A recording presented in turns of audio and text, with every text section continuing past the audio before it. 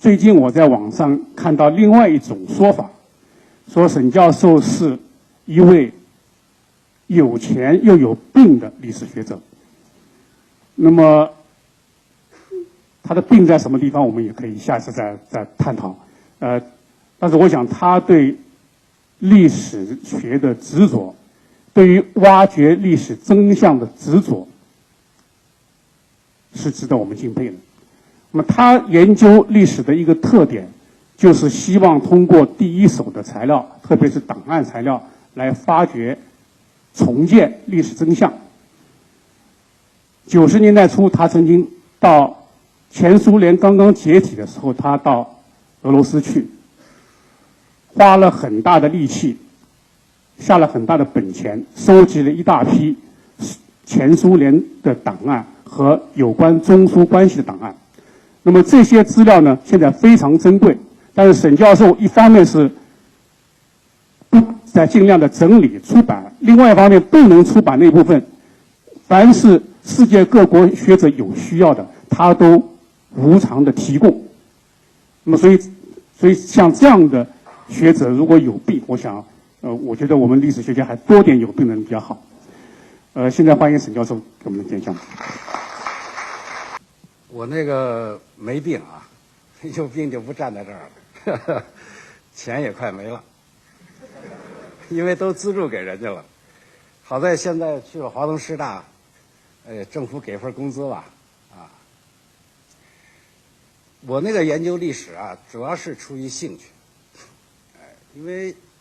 这个特别是中华人民共和国史，那包括苏联史。这个过去看到的东西几乎都是不能相信的，所以我要重新研究。对，而且现在出了新的材料了嘛，有新的档案嘛，所以这个历史呢要重写，你们呢也要重读。我们历史学家的责任就是要把真实的历史写出来，介绍给这个大众，否则的话，你这个工作几十年毫无意义嘛，就抄来抄去。吃别人嚼过的馍有什么意思？所以我觉得重读是非常有意义的。重读的前提呢，就在于我们得重写出来。中华人民共和国史呢，最近几年吧，我们大概有5年、5、6年了。在搞一套这个新的中华人民共和国史，一共有10卷本，今年年底呢。也许能出版个5、6卷，明年上半年就出齐了，是这个国内一批都是重档案的、重史料的这个史学家写的，我们的基本的方针就是要把过去到底发生了什么事情，真实的、客观的、详细的介绍给读者。那我本人写的就是1956年、1957年这一卷我大概写了有60多万字，其中注释就10万字，说明什么呢？说明我的每一个证据、每一个这个描述都是有档案文献做依据的。为了搞这段历史，我大概跑了10几个省的档案馆，因为中央档案馆进不去嘛，是吧？所以只能往下走。其实呢，我发现在各省档案馆里有很多很好的材料，譬如就说这个整风反右，基本上中央和各省之间来往的这个文件都可以看到，就是所有中央下发，只要是下发的文件，在各省档案馆里都有，而且呢，还有这个当时因为各省都成立了一个这个整风办。那么各省整风办和中共中央办公厅的电话记录都可以找到，还有后来处理反右后期处理这些右派的一个一个的案例方案，让教育部提，让北京市委提方案，然后中央怎么改，这些材料都有。所以我相信，我写的这部就是第3卷吧。其中很大一部分就是讲的整风反右，应该是把这个把这个历史过程描述的是比较清楚的。过去这方面的研究也很多，但比较多的是根据回忆录，根据个人的感受、个人的经历。当然，那个也是很动人的。我们作为一个历史学家，就不能光看这个当事人的这个口述的历史或者回忆了，因为那可能会受到一种情感的影响，可能会有误差。一会儿我会讲到这个问题。所以在这个基础上呢，我来讲讲我的那个研究的心得啊，这不一定正确。我说我尽量客观，尽量能找到的文件我都找来，但是毕竟每个人的理解这个看问题的角度啊，分析的方法可能会有不同，所以呢，我把这个事实讲出来，我的结论呢，我们最后是不是有点时间要讨论，是吧？我再讲我的结论。因为57年这个事儿啊，这个在共和国历史上算是一个很大的事情了。如果没有文化大革命，那它就是 No.1。有了文化大革命，它成第二了。但是这两者之间呢，有密切的联系。简单的一句话，就是因为毛泽东第一次这个运动，他目的没有达到，所以他又发动了第二次。大体上的这个逻辑的联系是这个样子的。那么第一次发生了什么事情呢？大家可能看了很多这方面的书了，因为反右啊，这个事情对这个中国人，特别是对知识分子，对这个社会民主人士印象太深了所以国际上这个国外学者呢，对这个问题的评论呢、描述呢也很多。现在大体上有两种看法。总的来说一个看法是官方的目前中共中央的一个说法，什么呢？说这个反右原来毛泽东的想法是很好的，是要这个整顿党内，这个希望知识分子呢、民主党派帮忙。但是后来这个民主党派知识分子反党。反社会主义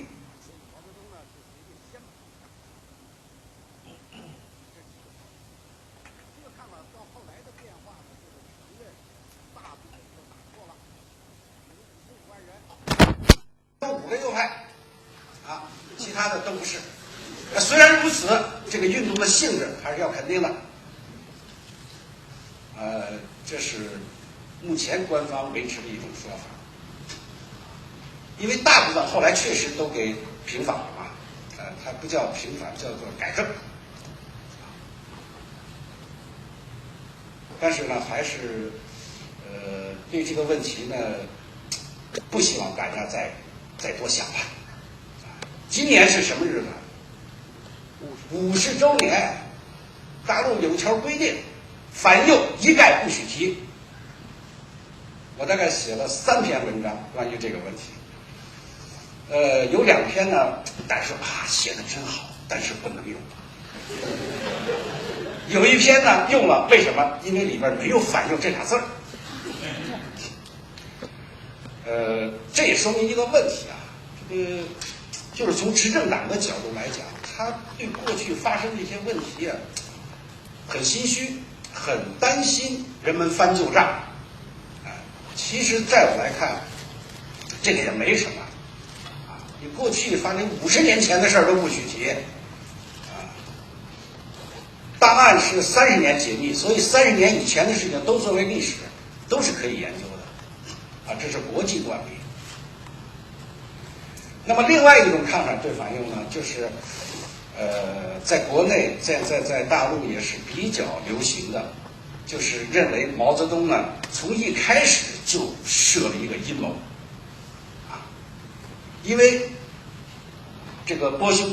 特别是匈牙利事件发生以后，毛泽东担心中国也发生类似的事情，所以呢，他要先把这些知识分子当中的、民主党派的当中的和这个社会当中的反革命分子给他像钓鱼一样把它钓出来，然后给予打击。这就是反右的整个过程。所以，知识分子也好，民主党也好，从头到尾就是上了一个大当。哎，因为他们又信了共产党一次，最后自己遭难。这个想法呢，的确反映了很多人的情绪。从一会儿我们讲这个过程来讲，从逻辑上嘛也还说得过去，因为毛确实有类似的说法，但是我个人感觉这个还是太情绪化，没有把这个事情的本质搞清楚，没有把这个共产党执政以来他究竟要干什么，他想怎么走这条路，没搞清楚。我下边来试着。我来解读一下这个整风反右。当然，整风反右过去有一种比较普遍的说法，认为就是一回事儿。整风就是为了反右才搞的，给共产党整风嘛，最后是反这个民主党派知识分子右派。其实，在我的研究的结论呢，它还是两回事儿，而且是性质完全不同的两回事情。所以我这个问题呢分两讲，第一次讲整风，第二次讲反右。现在我们就来讲这个整风。整风的目的呢是整共产党，反右的目的呢是反民主党派、反知识分子，所以它目标就不一样。第二，方法也不一样。整风按毛泽东原来的设想是和风细雨，解决人内部矛盾嘛。反右呢是暴风骤雨，所以方法也不一样，是两个根本不同的事情。那么毛泽东为什么要提出整风？这个事情啊，从早了说，他刚进北京的时候就有这想法。7届2中全会，这个在这个西柏坡开的时候，其实毛就提出了这个问题。他说，共产党马上就要进城了，马上就掌握政权了，希望大家读一读这个李自成李自成的故事。就是当时这个郭沫若写个《甲申300年记》，讲的是什么呢？讲的就是李自成怎么拿下北京以后，没多长时间，因为队伍的腐化，最后失败，被人赶出了北京。所以他说，我们这个进北京的是赶考，看你共产党到底能不能坐稳江山。其中一个很重要的这个问题呢，就是我们这支队伍要保持革命的性，这个清廉，要得到人民的拥护，这样子我们就能坐稳江山。这是毛呢，他刚进城的时候其实就有这种想法。那后来进了城以后，夺取了政权以后呢，发生了很多的问题。所有这些问题，它只有一个目的，就是要巩固共产党的这个执政地位，反这个三反五反啊，什么镇压反革命啊、肃反啊、土改啊，这个包括搞这个三大改造就工商业、这个手工业、工业三大改造，都是为了巩固共产党的这个执政地位。那么当这些事情都完成以后，他有一个结论，认为主要的敌人、主要的这个政权不稳定的因素呢，已经消除了，没有什么问题。剩下来干嘛？就要搞建设。那这个时候呢，发生了个问题，出了个事情，什么？就是波匈事件。但是波匈事件的情况，因为上次2年前我讲过了，我这里就不细说了。简单的说，就是苏共20大以后呢，赫鲁晓夫提出了一个新的方针、新的想法，就是要改变这个过去斯大林那种对社会特别严密的控制就讲这个国内问题当然国际上搞这个和平共处，国内呢就要放开，搞民主，提高人民生活水平等等，搞这些一系列的所谓新方针。但这一放开，这一批判斯大林呢，引起了东欧的强烈的反响，因为东欧的所有的领导人都是斯大林给派上的，那么这样子呢，在东欧呢，领导人和群众和党之间就发生了一个冲撞，于是就发生了波兰事件、匈牙利事件。那么特别是匈牙利事件闹到了这个老百姓拿起武器上街，发生武装冲突这么一个地步。那么这种时候呢，毛泽东呢就支持赫鲁晓夫采取了镇压的手段，把这个起义或者革命或者是暴动给镇压下去了。这以后引起了中国共产党一个深思：为什么会发生这种事情？共产党是为人民服务的党啊，他怎么会遭到人民的反对呢？这个说不通的呀。当时帮助去处理这个问题的谁啊？是刘少奇。刘少奇从这个波兰事件开始，一直到匈牙利事件，一直在莫斯科。然后他回国以后呢，中共召开了8届二中全会，就是解决这个怎么认识这个匈牙利事件的问题。在这个时候，他们才体会到或者才感受到一个严重的威胁，什么呢？就是即使你把反革命全杀了，你把地主富农全给镇压了，把社会上的反革命分子全清除了，这个政权仍然有丢失的可能。谁会来夺取这个政权呢？是老百姓。因为波兰和匈牙利都不是外国人或者这个国内的反革命军队起来这个闹事，是老百姓起来闹事，老百姓直接反对执政党。所以在8届二中全会呢，刘少奇他们所有的中共领导人得出了一个最根本的结论是，这个政权仍然有得而复失的可能，而这种可能性呢，就在于群众反对党。那么群众为什么会反对党呢？怎么才能解决这个问题呢？在这个问题，这个毛泽东有一套想法，刘少奇、周恩来、陈云他们有一套想法，这个不太一样。那按刘少奇的讲法啊，就他认为这个匈牙利事件的发生呢，群众为什么反对执政党？是因为执政党的政策方针出现了问题。啊，你不给人民说话的机会，你不给他民主，你不让人家好好的生活，一天到晚搞那重工业、军火工业，这个轻工业、农业忽视不顾，最后造成这个食品供应紧张，这个日用品供应紧张，这个老百姓他是不满，没饭吃，没房子住，说话又不敢讲，他当然不满了。那么日积月累，一有风吹草动，这个老百姓就会起来闹事儿。所以他认为，包括周恩来、陈云都认为，重点是调整党的方针政策，改变这个在这个制度内部进行一些调整、一些改变，这是一个比较大的问题。第二个，关键就是经济方针错了，因为共产党自从执政以后，就学的苏联的这套，叫什么呢？叫优先发展重工业。当然这套这个理论过去一直是所谓这个社会主义计划经济的核心之一，就是优先发展重工业。因为你只有有了重工业，你才有军火工业，你才能够制造出更多的武器弹药来防止敌人的进攻，来这个颠覆你的政权啊。第二，你有了这个重工业，你才能够发展轻工业和农业，你才能制造机器啊，你才有燃料啊，有动力啊。所以这个是当时从苏联15计划开始，一直到战后，他这个经济计划的一套理论。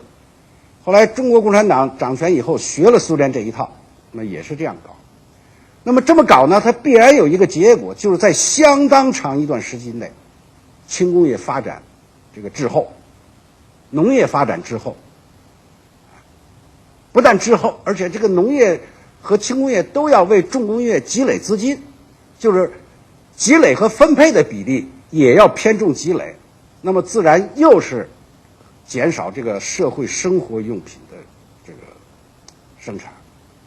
人民生活用品的生产。所以，周恩来提出说这个“15计划”呀，成绩很大，但问题也不小。主要就是这个比例失调。陈云也是这个意见，所以他们主张呢，1957年要重新调整，要加强轻工业，把人民的生活搞好了，你再让他有地方说话，有这种自由的感觉，他就不闹事儿了，是吧？所以他们这套说法呢，毛泽东是不大同意的，因为在毛看来呢，波兰匈牙利发生这个事儿，主要是因为阶级斗争没搞好，杀人杀太少。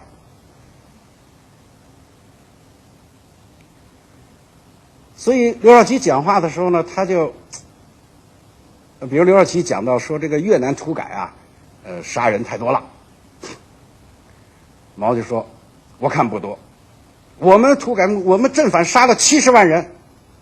说匈牙利出事就是因为杀人太少吗？他什么意思呢？就是因为你夺取政权以后没有把那些反革命分子通通杀掉，所以他们兴风作浪，在人民当中这个鼓吹闹事儿。另外呢，对知识分子教育的也不好，所以才发生这个问题。所以毛的想法呢是，这个要加强思想教育，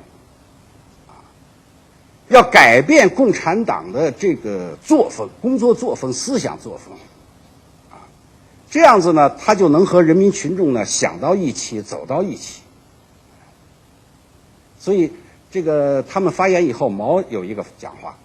所以你看毛的讲话，你就能看出来，他跟这个刘少奇他们的这个看问题的角度不太一样，当然。他不是说中国有这种危险，他一再讲，他说匈牙利发生的事情在中国绝对不会发生，他当然不会发生，这反革命都让我杀完了，地主富农也都没了，反革命分子也都镇压了，这个知识分子也改造了，从52年院系调整到这个批这个胡风，到55年肃反主要是在城市机关。这个知识分子当中，历史问题都解决了，所以说阶级斗争已经结束了。在中国，他不担心发生这样的问题。那么问题出在哪儿呢？就出在执政党本身。说在中国呢，因为你们看那个一论二论，中共当时提出了一个基本的思想，就是威胁到共产党政权的有两种可能，一个是国际上的这个阶级斗争和国内反革命的遥相呼应再一个呢就是人民内部的矛盾，共产党和人民群众的矛盾。所以毛认为呢，第一个问题在中国不存在了他确实也是这样，这共产党搞这个真是非常厉害。我这个到美国中央情报局跟他们开过一次会，我知道一消息，1955年中央情报局就把在中国大陆的所有的情报点全撤了。为什么呀？说这共产党太厉害了，进了一个让他逮着一个，进了一个抓一个，代价太大，所以全撤了。后来撤到香港这儿留了一个搞情报的，但后来也撤了。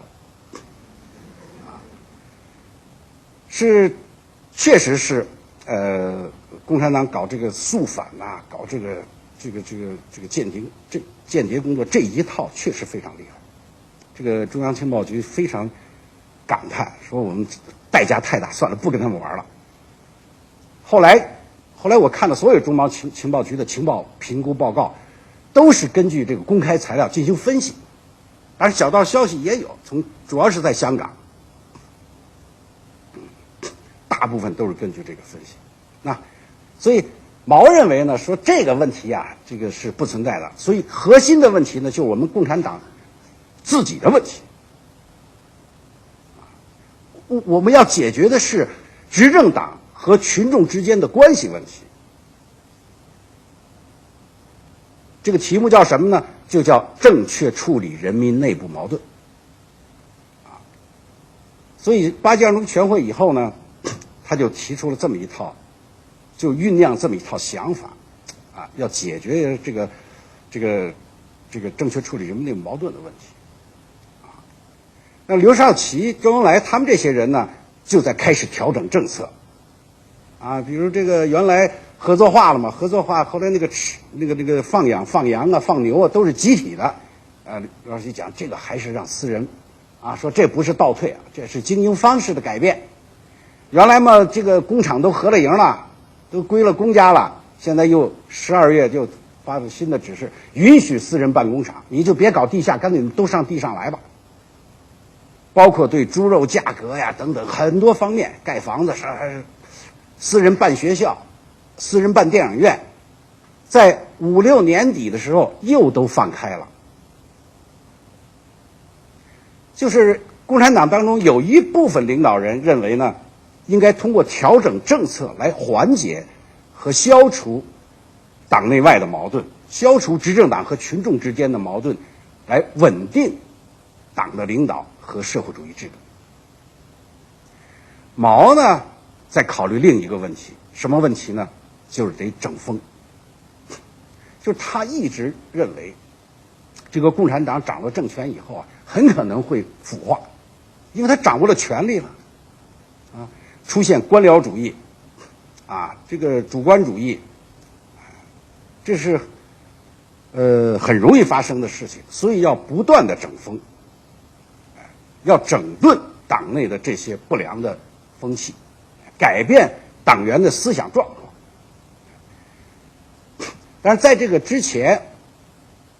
就是57年的1月份，他先发表了一个讲话，在这个各省市自治区党委书记会议上，那个讲话是后来被很多人认为，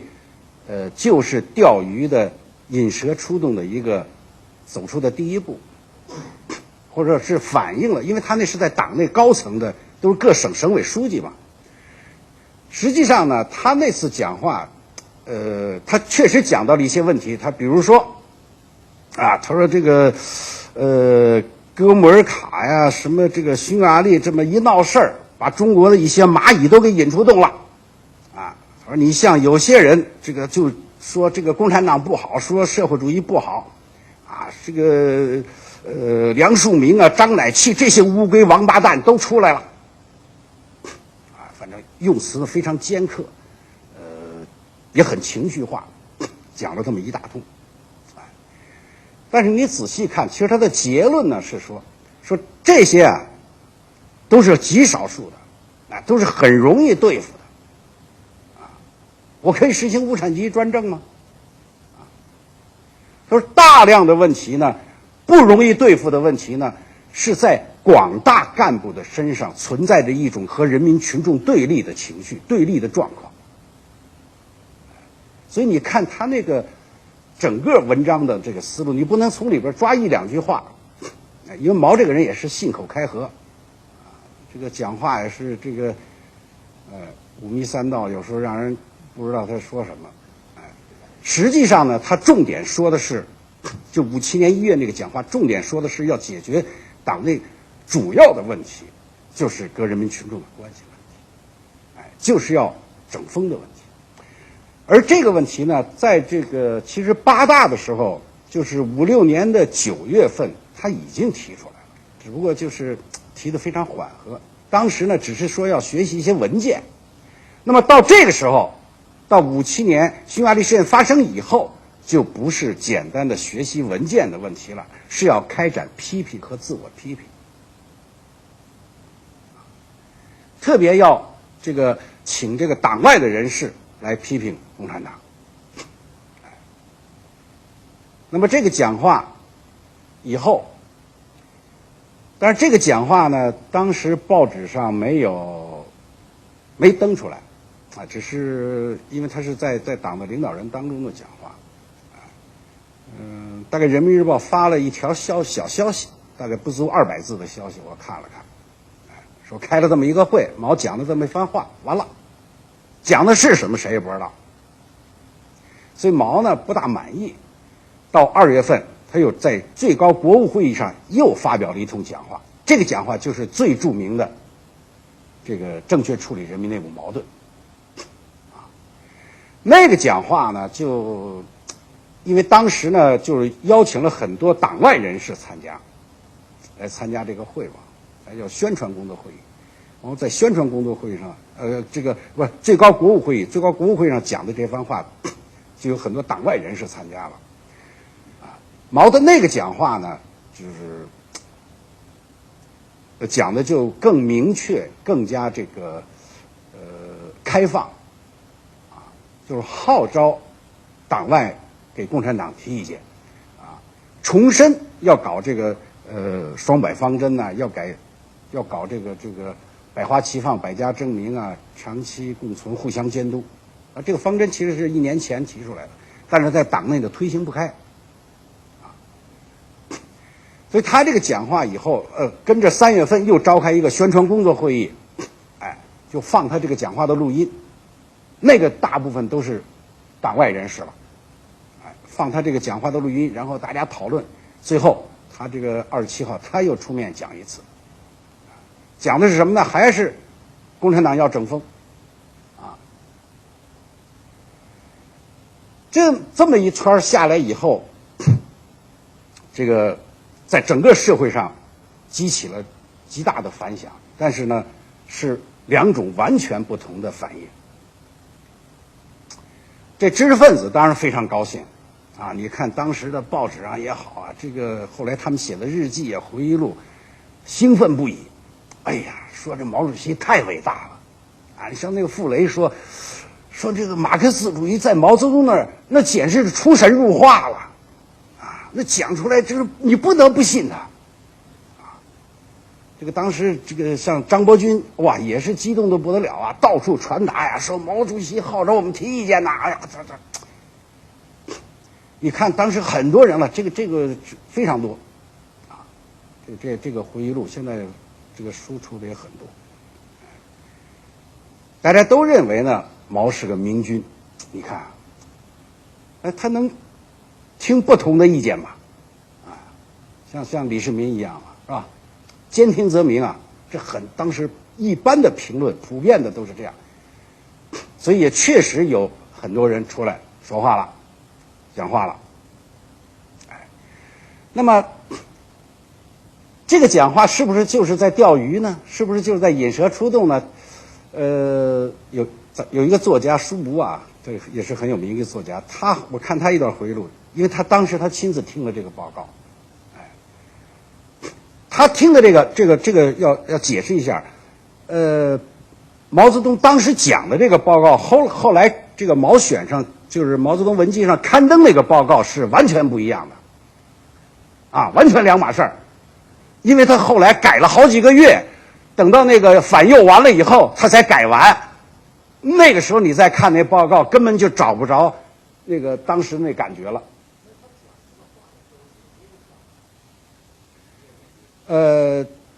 据他们分析，他原来有一个草稿呢，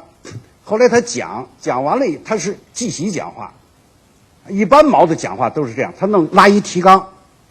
然后写上几点想到了什么问题。现在你看那个建国以来毛文稿上登的很多都是他的讲话提纲。一般后来发表在毛泽东文集上的那个讲话呢，都是他的秘书整理的，根据他的讲话录音整理完了，他再润色一下就发表了。但是我说的这个正确处理人民内部矛盾不一样，它不是一般的润色，是反复的修改。所以呢，他们中央文献研究室大概有一个人专门写了他这个修改的过程。你要是把他的修改正处的这个过程仔细的看，和整个这个整风转向反右的这个发展过程是同步的。他什么时候需要开放的时候，他改说这个大家都上街，这非常好这个闹事儿是好事儿帮助我们解决这个官僚主义的问题吗？等后来反右的时候，他就把这条啪给删了，又加上说现在阶级斗争看来更严重了。所以你不能看那个后来书上登的那个，注意以后看这个毛国显都得注意这个问题。他不一定就是当时他讲的那个，最典型的就是这正确处理人民内部矛盾。所以你现在学这个没用，它不是当时那东西了。当然这个东西呢，档案里头有，还不让我们看就是。那我看的呢是一些当时的人的记录，在各档案馆里都有。但记录呢，这就很不准了，那就看这党委书记的文化水平和写字的速度，是吧？哎，也许漏掉很多，那玩意儿也不清楚。哎，不过好歹将来总有一天中央档案馆要开了，他这个原来的原始记录和录音带都有。舒武讲说，他听完毛泽东的讲话，就现在回想起来，无论如何也不能相信他是在有意的欺骗人们。就是当时他的语调，他的这个感情，那真是确实是一种很真诚的希望知识分子站出来，希望民主党派出来帮他一把。为什么？我看了很多这个材料，我很能理解舒武的这种感受。因为你看那些材料，就是毛提出这个整风的时候，在党内遇到了一系列的阻力，几乎是没有人同意他这个做法。首先说这个整风，这整风啊，这词儿非常不好，是吧？你们可能都没体会，特别是在香港，也没准有大陆来的哈。你要在大陆，特别是在共产党内，一提整风，人就想起1942年了，那就是整人呐。每个人交代自己的历史问题啊，他的祖宗八代，然后弄个这个肃反队把你都看押起来，然后写材料弄，那不知道整了多少人。所以共产党当时党的，特别是上层的领导，一听整风，脑袋就大了。他们很反感整风，所以你看毛提这个整风的时候，他是一点一点的往外漏。八大的时候说啊，要整顿作风，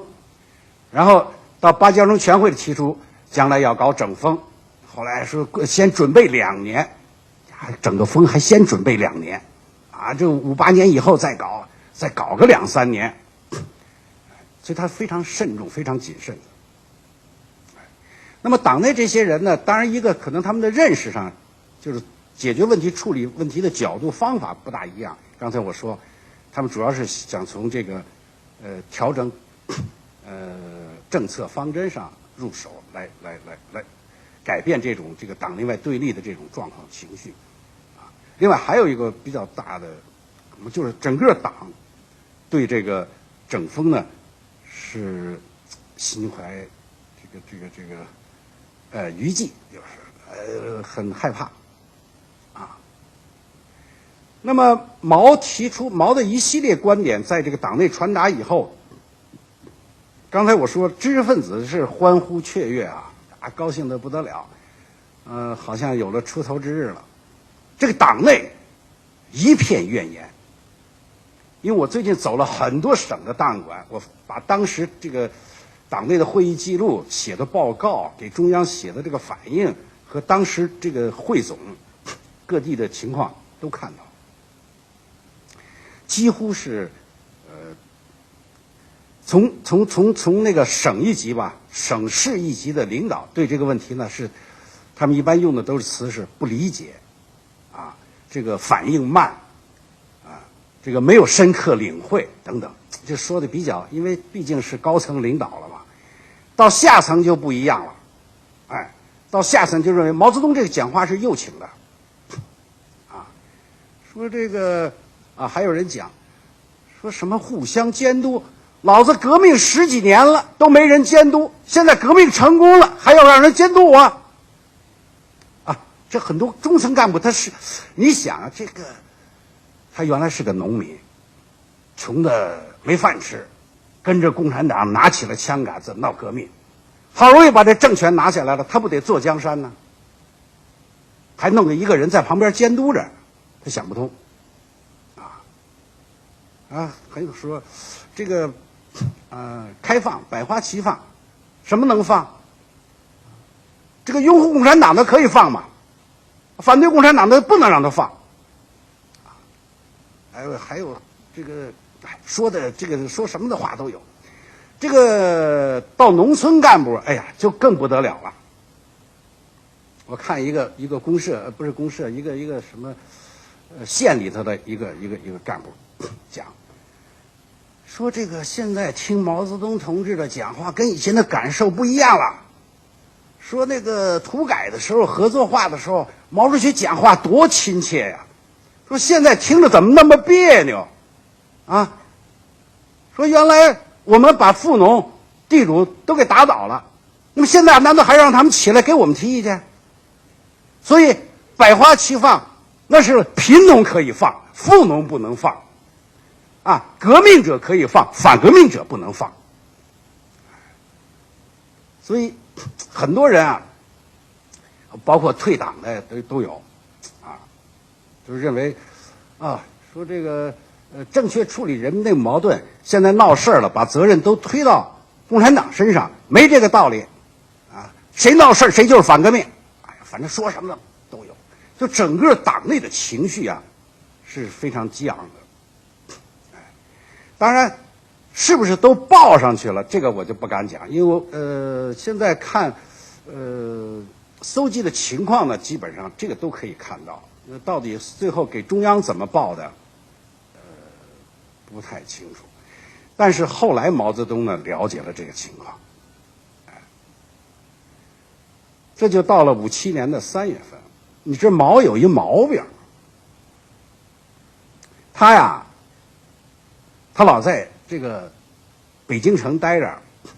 心里不愉快的时候，或遇到什么烦心事儿的时候，他就往南边跑，是不是？你看文革的时候是上上海折腾，是吧？大跃进在北京推不开啊，他也是上了南方。反右的时候也是，他觉得在北京非常憋闷，不得，我这个去南方，然后他就顺着这个津浦线到天津、山东、南京、上海、杭州走一圈，3月份，走一圈一路走呢，照他自己的讲就是。就有些话在北京说不出来，这个出来说，就到处鼓吹、鼓动、整风，要整这个共产党，要整这个官僚主义，整这些什么，他说你们都是，你们还不如这个知识分子民主党派啊，就这么没有气度，啊，就这么没有气量，不敢让人家说话，让他们说嘛，到哪儿都是讲这个，特别是就是因为57年1月份的时候，当时发表一个这个陈其同这个4个人关于这个文艺战线的一篇文章，当时这个很轰动。那篇文章呢是反对这个民放的，而是认为呢这个民放啊没起好作用。说因为当时因为这个民放这个呀，其实这个因为这口号是56年春天就提出来了。那么一直延续，在这个过程当中呢，在社会当中已经有很多人，对过去的一些方针政策提出不同的看法。当然，文艺界的呢看法提的比较多。这个陈其同他们4个人这篇文章呢，就是反驳这个情况，说呀，他们说的都不对。说其实建国以来的文艺方针主要的成绩是主要的，啊，都是正确的，大概是这么一篇文章。这篇文章呢，这个人民日报发了以后啊，毛泽东很不满意，说这些人的看法不对，啊，但是人民日报呢就一直就没有提出对这些文章的这个批评啊，或者类似这样的消息文章都没有登，所以毛呢走一路就很发牢骚，而且特别对人民日报不满，啊，因为陆定一陪着他嘛，这个说我第一次讲话。啊，说你们人民日报就发了个100多字的消息，啊，我第2次讲话干脆你们一个字都不登，什么意思？这个陆定一跟他解释说，这个党内是有规定的呀，说这个领导人的讲话是要中央有指示才能发呀，说你这个没接到这个指示，所以一路下来，特别是到了上海，后来到了杭州。到杭州呢，他又开了他又把那个周围几个省的宣传部长都叫来了听汇报。到了上海呢，就看了《文汇报》，哎，这个《光明日报》啊，觉得搞得非常好，办的这个很红火，啊，有各种争鸣的意见提的。他说这个《解放日报》就死死板板，《解放日报》是党报吗？啊，很不高兴。特别是在杭州会议，杭州会议我看那个杭州会议的会议汇报，大体上人们把这个群众的反应呢都说出来，不，党内的反应都说出来了。所以毛就很生气，很着急。他这着急生气，其实刘少奇也很着急。刘少奇呢也南下了，但是他选择的是京广线，啊，从北京出来到这个保定、石家庄，这个湖南一直到广州走了，也是一路下来讲什么？讲这个调整这个政策方针，啊，什么小学生入学的问题啦，工人盖房子的问题啦，复员军人的问题啦，什么猪肉价格的问题等等吧，什么放羊放牛等等，到一路讲这个。所以在这个57年的4月份的时候呢，其实形成了党内，虽然他们的总体认识是一致的，认为当然这个不像有些国外学者说这个刘少奇一开始就跟毛泽东对着干，其实那倒也不是，啊，主要是他们考虑问题的出发点和解决问题的重点不一样。我想刘少奇那会儿他也没这个胆量反毛，他认为他的做法是对毛的一种补充。为什么呢？因为他们根本目的是一致的，就是要解决执政党的问题，解决执政党和群众的关系的问题。所以他认为光搞整风学习那玩意儿没用啊！你不调整政策，他思想再进步，老百姓还是不满呢。这其中包括什么调整工资，后来那会儿又讨论呢，哎呦，把这个什么部长的小汽车给拿掉，警卫员原来仨改成一个，什么干部子弟集中上学取消，就是包括干部本身特殊化，高级干部的那种特殊条件。那后来在这个8届生全会上都有反应，所以他们都在调整，都在搞。但是毛家就不行了，我觉得这个实在是忍受不了这种，还不光党内，这赫鲁晓夫也反对。赫鲁晓夫一直从这个5、6年就一直跟他讲说，毛泽东同志那玩意儿那百花齐放那哪行啊？说您还说毒草也可以放出来，说毒草在我们这儿产都来不及呢。那会儿你再让它放出来，那不社会就乱了吗？所以在国际这个共产主义这个阵营当中呢，人们也不支持他的谁啊？都是哥穆尔卡，什么铁托，都是在他眼里看来是修正主义的那些人支持他，所以他觉得特别别扭。都是匈牙利闹事儿的那些人，因为我到匈牙利去啊，什么他们讲那个菲托菲俱乐部啦，什么那些人，哇，一听中国百花齐放，说你看毛主席那是真正的民主啊。所以回到北京以后，4月9号当天晚上，他就拿《人民日报》开刀，把那个胡乔木叫来，说这个《人民日报》原来我说它是书生办报还是政治家办报，错了，现在就是死人办报，啊，说《人民日报》是故意跟我找别扭，啊，他是有异己倾向，这个己就是共产党。邓拓你就告诉他不要再干了，我早就说让他走人，明天你告诉让他走了，后来就把邓拓给开除了。邓拓人家原来是总编嘛，这个胡乔木本来还想解释解释，后来一看毛这个盛怒之下，他也不敢讲话，赶快回去通知他们，马上第2天早上发一篇文章，什么叫什么继续展开鸣放什么就大概那么一类的文章，然后第2天早上就拿给毛，你说你看《人民日报》还是有改变的，就是这样，毛这个当天还是把这个邓拓叫来了，邓拓、这个乔木，还有王若水，因为当时王若水起草的那篇文章叫来了，毛还是大发雷霆，哎，骂了一顿，哎，骂一顿给他们轰走了，然后他就召开了这个政治局的会议，17号到19号开了3天，但这3天会讲的是什么？现在看不到材料，因为这个地方档案馆只有这个会议以后传达的这个文件，如果要不传达就没了，就没记录。这个会议当然有一些，据我所知有大部分政治局会议是没记录的，因为毛不让记录。你不是文革的时候那个杨尚昆出那个事儿，因为他是中央办公厅主任呢，他说你政治局会议开完了老没个记录，将来我们整理个东西他没凭据啊。后来说那会儿60年代，后来发明了录音机了，说干脆给录个音吧，得成特务了。文革的时候说他这个特务，但是可以看出来。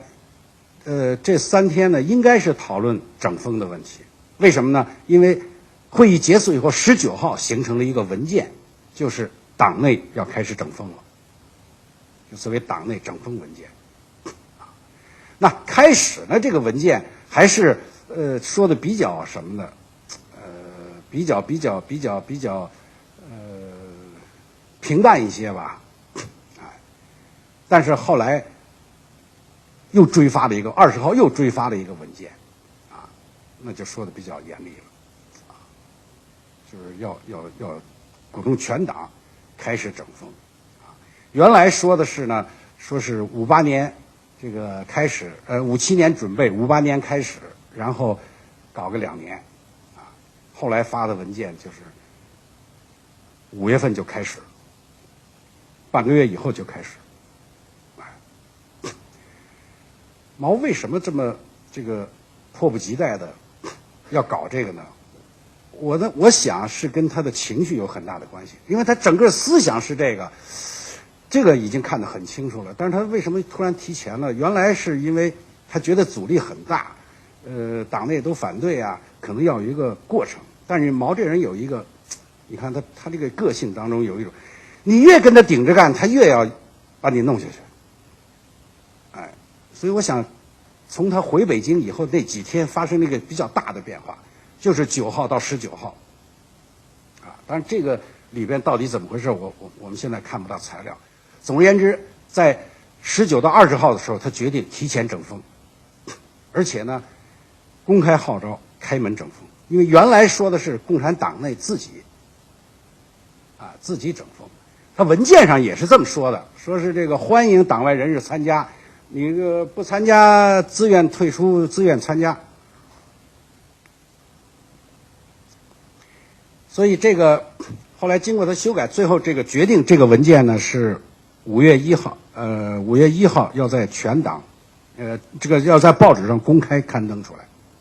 啊，但是4月30号他又召开了一个会，这个会呢主要就是除了中共中央的主要领导人以外。他把这个请了几十个那个民主党派的高层人士参加，讲什么就讲一个问题，要开门，就希望你们都来给共产党提意见。哎，他说这提得好，提意见好，他不搞运动不行，光学习这个不会解决问题，3年2年解决不了的问题，搞一次运动1、2个月就可以解决。啊，毛是特别爱搞运动。这个思想搞运动，经济也搞运动，大跃进是吧？人民公社也搞运动。总而言之，他是觉得只要把群众发动起来，这什么事都好解决。所以他就在这个整风指示发出去之前，已经开始在动员这个党外人士参加开门整风。啊，就是在这个时候，刘少奇同时也有个讲话。他跟党内讲的是整风还是共产党内部的事情，啊，这说明他们两个人的思想还是有很大的差距啊。这样子，这个5月1日，这个人民日报把这个整风党内整风指示公开公布了以后呢，整个社会，整个这个包括党内的系统就开始这个全面的整风运动。今天讲吧，大概这个过程呢，就是这个这个样子，是不是留点时间咱们可以讨论讨论？好。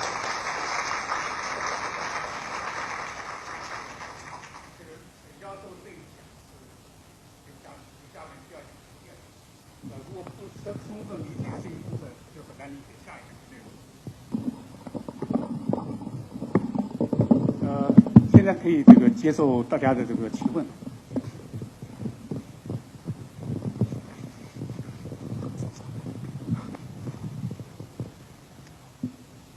沈教授您好，我就是有一些自己的想法，然后再一个有些问题呢想请教您。因为我没有听到您后面讲文革呀，以至于因为我觉得就是您刚才讲到，实际上反右，不是我讲，文革哦不是，对不起，因为我觉得您刚才提到就是57年的反右，以至于毛泽东后来包括什么四清啊、社会主义教育运动啊，也乃至到最后的文革，它实际上是他怎么说呢？可以说是他个人的这个治国方针的一系列，它是有内在逻辑的。我先简单的讲一下我个人的一个思考，就是说，毛泽东他实际上是一个站在一个很高的战略家的高度。他在建国前就跟黄炎培有一段对话，黄炎培问他说：“中国历朝历代，其兴也勃焉，其亡也速焉。你毛泽东和中国共产党怎么能够走出这个循环？”所以呢，我还听到呢但这个不知道是不是真实的，说毛泽东在他临终前呢，曾经对华国锋讲过，说我这个人一辈子干了2件事，一个是打下了这个江山，第二个就是搞了文革。第一件事情持异议的人不多，但是第二件事情他说很多人持异议，而且很多人可能不明白我要做什么。所以我的一个理解就是，毛泽东从建国以后，他实际上就开始想一个办法，就是怎么能够解决官员有权以后他就要腐败，这是中国中外古今从来都没有跳出这个问题，所以呢，他开始慢慢在尝试。所以我觉得反右的时候，就是很多人提到说他是要引蛇出洞也好，还是怎么样，我觉得他反右的时候开始确实是想要这个各方面的这个声音呢，能够来监督共产党。最后出现了很多人，他确实是就是到了一定，就是他想推翻这个政权，然后以他这个谋求个人私利的时候，我觉得毛泽东镇压他们，这个是很正常的。但是就是从他的这个思路整个连贯，最后到文革，他讲说我没有办法了，怎么解决这个问题？他说我觉得那只能让老百姓起来造这个党当权者的反，才能解决这个问题。他的这个确实是一个古今中外都没有的手笔。所以这是我个人的看法，可能是这是我的思考，想请教您。那么由此我就觉得有2个问题想请教您，就是第一个，是不是需要重新评价文革和这一系列的历史事件？因为我觉得从个人的怎么说呢，思考来讲，我觉得对毛泽东的很多评价是不公正的。就是包括您今天提到刘少奇他们很多人的这个政策的思考也好，他所站的高度没有毛泽东的思想境界高。第二个的话，为什么呢？因为这个问题对现在有现实意义，就是毛泽东预言说，如果你们不搞文革，要搞这个刘少奇的这一套也可以，中国可以暂时的富强一下，但是他说官员腐败，然后脱离群众等等一系列问题就会跟着来，这是问题的2个面。所以那么你现在不重新评价文革的话，这些问题该怎么，就是现在很现实的问题怎么看待？第二个问题我就想问一句话，就是那么古今中外这种政治上的这个问题，就是腐败你就是没办法解决。毛泽东对尼克松讲说，你那里的问题跟我一样，只不过你那儿换一个形式而已。那么这个腐败的问题有没有比毛泽东更好的办法？我的问题就问完了，就这2个问题，谢谢。那个我不是什么政治家啊，所以不大懂政治。我只是想从这个历史的角度来回答你这个问题。其实你第一个问题呢，一个总的想法，我应该是在下一次讲完了反右的时候，我也会解答这个问题，因为我自己也一直在考虑这个问题。不过你既然已经提到这个问题呢，我总的想法是这样子。我也认为毛泽东呢，我刚开始的就举了一个例子，甲申300年祭，其实跟那个周期率是一个意思，就是毛泽东很担心他夺取的政权会这个得而复失。这是一个什么观念？这基本上就是一个农民起义领袖的观念，就是李自成啊，什么这个朱元璋啊，是这么一种观念。就原来这个皇家不是我的，是我靠枪杆子把它拿下来了，拿下来以后就姓我的姓了，只不过他改了一下，改成共产党。他基本的观念是，老子打江山就要坐江山。所以我想说的一个就是，他解决党内问题的前提是为了自己坐江山，这个我觉得第一要搞清楚的。那么自己坐江山能不能做得下去？有几种办法。毛想的办法是要使党的干部永远保持清廉。那么怎么使他们永远保持清廉呢？就是要不断的教育他们，不断的进行整风，是吧？这是他的一个基本的想法。反右的时候后来没实现以后他就搞四清。四清呢，他觉得又让刘少奇把方向给扭了，最后他搞文化大革命。对，他基本的一条思路是这样，所以他后来跟华国锋说那些话，也是他一辈子想不明白的问题。但是我们想一想，即便他搞成了，这个人的思想是教育的过来的吗？什么时候这个其实我说这个也是马克思主义的一个最基本的道理，是吧？是存在决定意识。说你这个思想为什么会腐化？你为什么会搞特殊化？你为什么会受贿什么搞这些东西？是因为存在决定的，是你生活在这个环境当中，生活在这个条件下。好了，那么有没有办法来解决这个问题呢？在我看来，只能改变制度，不是调整个别方针的问题。就像刚才我举了一个例子，我觉得很能说明问题，就是当时他说我们老子革命10几年都没有人监督，现在革命成功了，反而让人来监督我，他想不通。为什么想不通？因为你是农民起义者，你以为老子打下的江山就永远是我的，这个跟现代这个国家意识是完全不同的。其实这个问题呢，认识比较早的谁啊？铁托。就是波匈事件以后，当中国共产党和苏联共产党都在反思这个问题啊，这个为什么斯大林会犯这么大的错误？原来都认为那斯大林的革命领袖那是神呢，结果杀了几十万人，然后一个错误接一个错误，他觉得不可理解。毛泽东把他定性什么呢？说他主要是哲学没学好，为什么他不懂辩证法呀？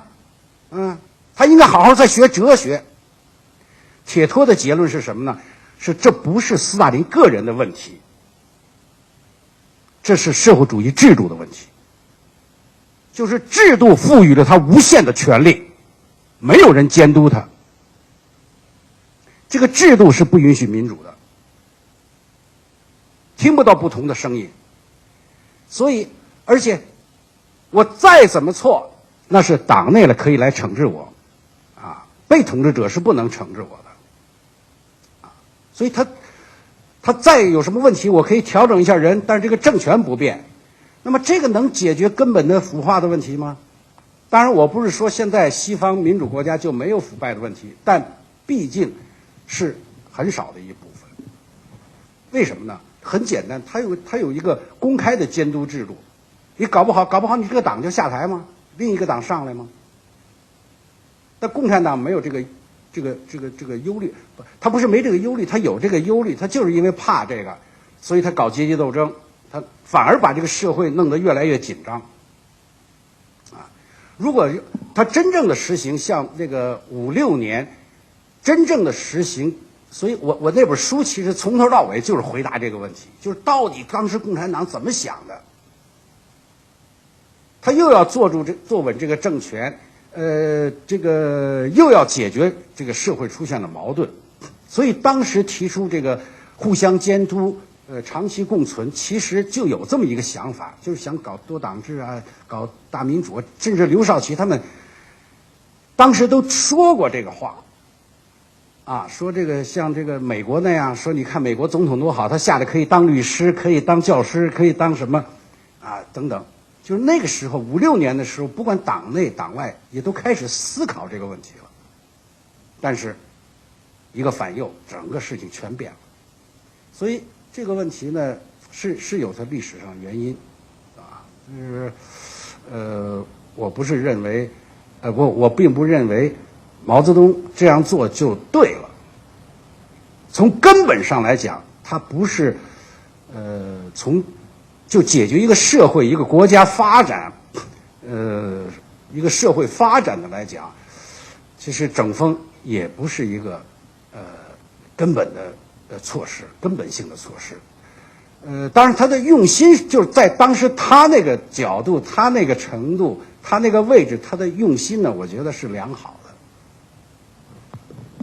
那个欢迎大家提问题，不过就是大家还是想大家每一个问题的时间少一点、短一点，那个精简一点。对，那我就问，因为这个整风，您刚才提到就是延安整风。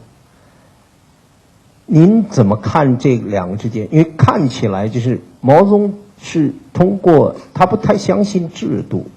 他是不断的用一个他运动，然后他就您做一个比较，您看，因为高华写了《太阳是这样升起》，对，我觉得那个其实他想这个当时党内有这种担心呢，我觉得特别能理解，因为人们经历了这么一次整风以后，就是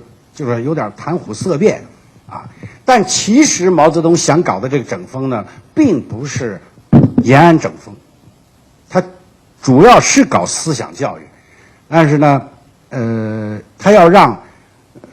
党的中下层干部处在一种被监督、被批评、被制约的这么一种状态下，这样他们就会老实一些，他们就会这个检点一些。我想他基本的一个想法是这样，所以你看他党内通知起草的时候都有类似的话，啊，就是这个面对面的批评啊，但是不究历史问题，不做组织处理，等等，这个跟整风完全不一样，整风完全是隔离的，啊，一旦觉得你有问题，先把你抓起来弄到小黑屋里去，然后就背后整理的材料，他不是这个样子，他还是从思想教育出发，然后搞批评、自我批评，只是要借用党外的力量，借用这个党的力量。所以他有一句话，我们说啊，这2年这不是，他说这几个月整风搞得很好，他讲的就是1月份到4月份，然后整风已经开始，因为他从8大时候就提出要给共产党提意见，他说你看这个教育部听说把他攻得很厉害，这就好了，这帮人就老实了，什么意思啊？他这帮官僚啊，你老没有人批评他就是一天到晚就觉得自己了不起似的，啊，最后他走到了人民的对立面。但是你从他整个内心，他讲话，这样他有很多讲话，这个将来，其实很多都是公开的啊。他总是用你们、我们这种用语，啊，包括他对这个陈其同的批评，其实他是觉得有点恨铁不成钢。他对人民日报批评，就是有点像什么呢？有点像这个啊，就是你出去，你这儿子跟人家打架输了，你回来啪给他一嘴巴。其实你想让他打赢，就是你这个觉得丢人啊。你人民日报你连个这个文汇报都不如，他是这么一种这个思想，所以延安整风那会儿的目的不一样，延安整风的时候，毛还没有绝对的领导权，他是要排除异己，所以他大量的是搞组织措施。他通过这个整风呢，树立起个人的威望，大家都能拥护我，然后才能领导共产党去夺取政权。到这个57年整风的时候，他目的不一样了，所以方法也不一样。我想是这样。我问的问题呢，在某种程度也是回应刚刚那个有位同学第一个的问题，就是说，究竟这个毛的很多这个作为啊，他的那个想法是从什么的角度出发？当然，在共产党里面是有很多不同的人，他从事的革命也有不同的动机。有些人可能是为了这个中华民族的，有些人是为了可能是意识形态，可能社会主义，有些人是可能像你讲的是个农民起义，说我打了天下了，老子就管这个天下了等等。这毛究竟他是从怎么样一个角度看问题？但从他那边做了一系列的事情，可能你在历史上也看到他做了极大的破坏。但当然，现在因为这个执政党的话是不能够把他前的那个一个很重要的一个领袖，把他的那个威信把他减低，所以不能批判，而且甚至有时候都为他来讲了好话，说他。所以究竟是他这个很多事情犯这个错误啊，是因为他这个高度太高了，所以这脱离实质呢，还是因为他这个权力的考虑？因为他为了保障他本身的权利，使得他能控制这个党，他能控制这个国家，控制这个政府机器。是他是怎么样呢？或者更严格一点讲，他是一个马克思主义者吗？他是一个真的相信社会主义的吗？还是他只是一个农民主义领袖？他拿这个社会主义当成一个工具，以后呢把这个合法化，说你跟着我走是因为我要是革命的，这究竟是怎么样？你研究了那么多，您的看法怎么样？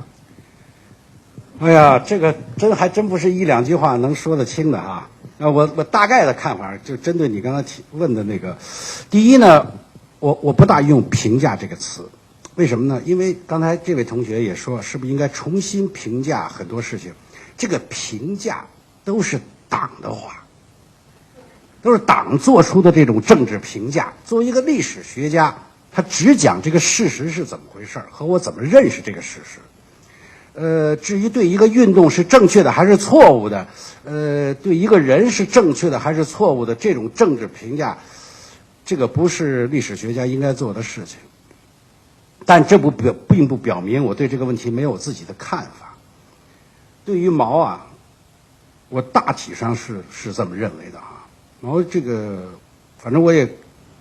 不敢说对他的整个历史搞得很清楚，但至少这个。从4、5年以后这段，在我搞的这段时期内，看到他的很多的材料。毛这个人呢，第一是个性情中人，啊，不是，也是个理想主义者，啊，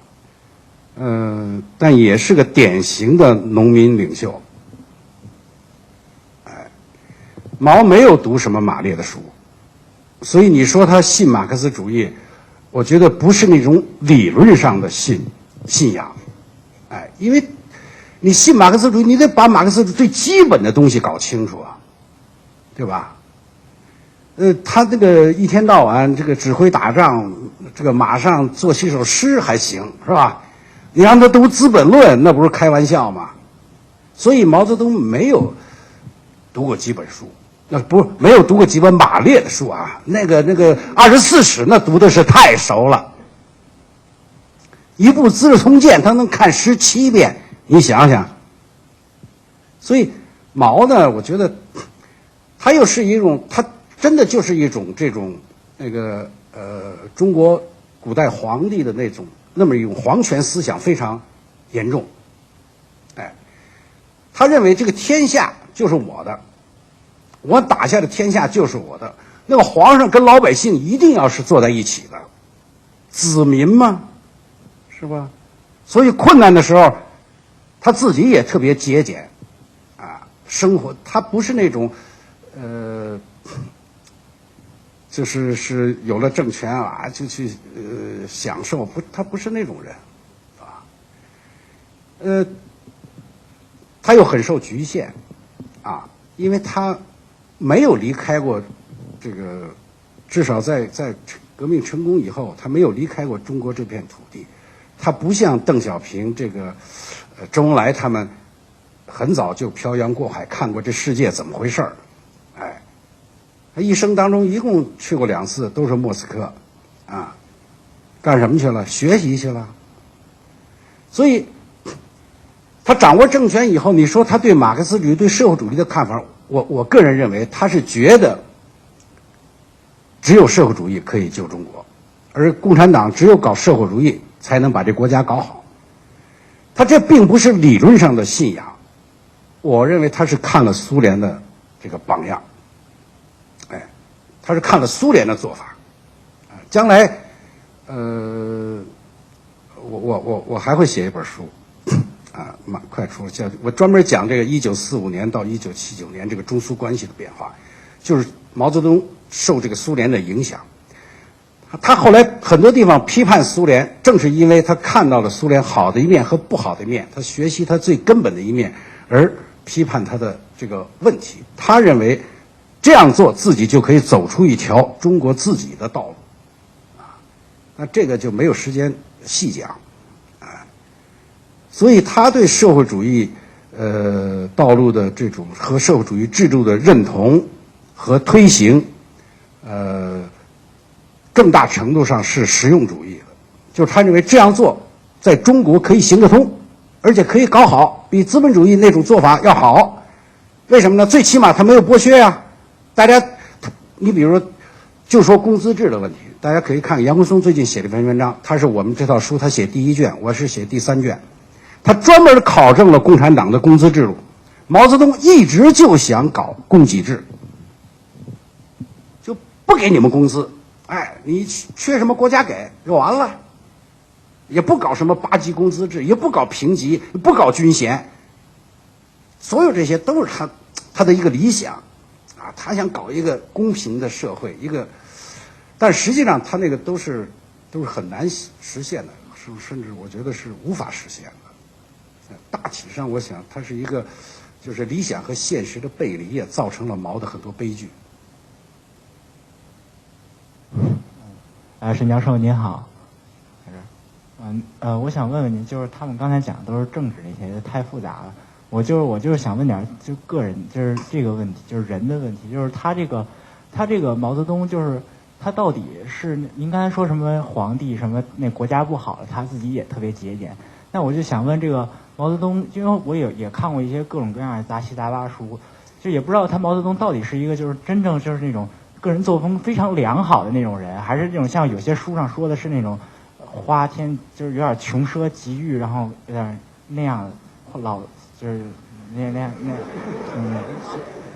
我就是想问问，就是历史的真实情况到底是什么样的？毛泽东到底是在个人作风方面是一个什么样的？不好意思。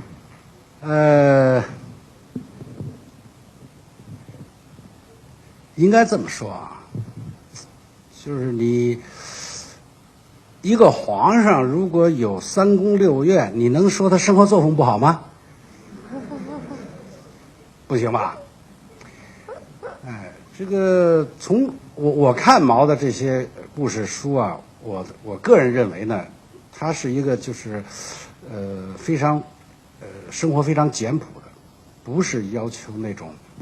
他有些东西，当然。这个简朴是指的他个人，你说他真的是穿带补丁的衣裳，他真的是困难时期他不吃肉，啊，他觉得他要与子民同甘共苦，啊，他有这种思想，啊，但是你知道一个皇上啊，他就是在这个怎么约束自己啊，在这个体制下。他都会就是有很多就是他自己没有享受的奢华，什么意思啊？我那年到这个北京郊区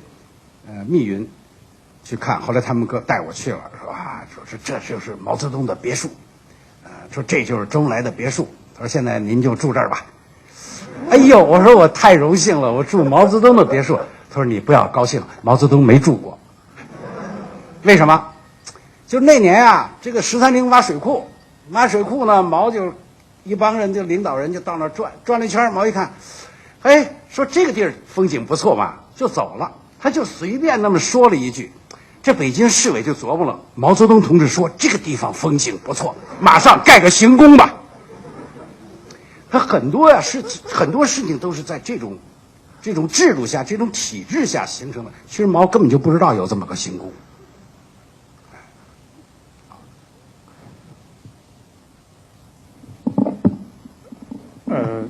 如果没有问题的话呢，好，这边。您好，我想问的一个问题就是，您刚说出现的那么多问题，包括现实的一些腐败问题，都是跟体制有关。但是毛泽东就很相信社会主义能够，就是中国是很能够适应社会主义这条路的。那就一个很现实的问题，是不是？什么是不是？就是中国是不是真的非常适应社会主义？因为根据毛泽东他很相信，但他搞出来那些东西，根据结果来说，是不是可以说是失败的？那我们现在走的这条路，您觉得对吗？这个越来越贴近现实了哈。这个我不知道现在走的路对不对，但是我知道呢，那40年的这个经历确实是走了一条弯路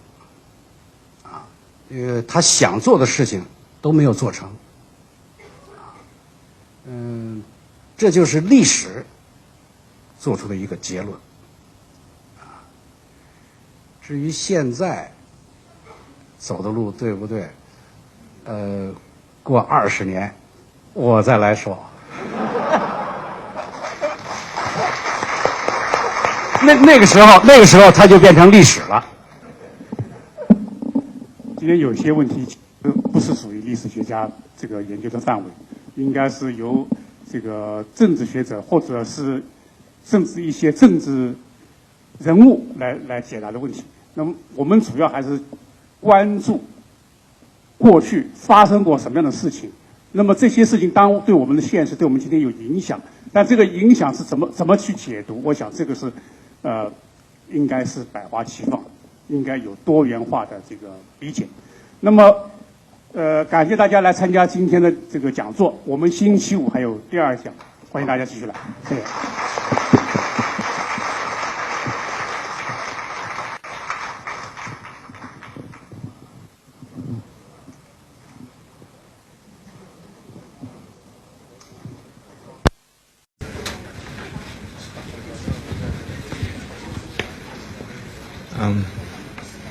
Good afternoon, everyone. 欢迎大家再来我们的那个文化中心举办的重读中华人民共和国史。这一系列的讲座呢，其实是由我们的历史系的学者吕宗立老师安排的，所以我们的中心是跟吕老师一起合作办这个演讲。今天是那个沈志华教授的第2场演讲。本来应该是要租一个更大的场地，不过因为现在开学，那个场地很难借到，所以就只能租这个场地。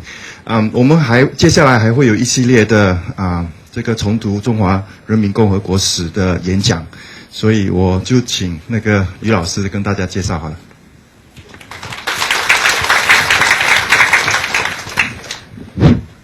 我看到那个余承洲教授也到了，这个余教授是文化研究中心的前主任。这个系列讲座一开始推动就是由余教授和这个沈志华教授2位发起。那么在05年开始搞的还是比较成功，我只不过是接着他们的工作再继续做一些这个具体的工作。上次我介绍沈志华教授的时候讲到，有些朋友说他是一位有钱又有病的历史学者。那么他当时就说钱已经快花完了。那是不是花完我不知道，不过这个病还在那儿，病入膏肓。那么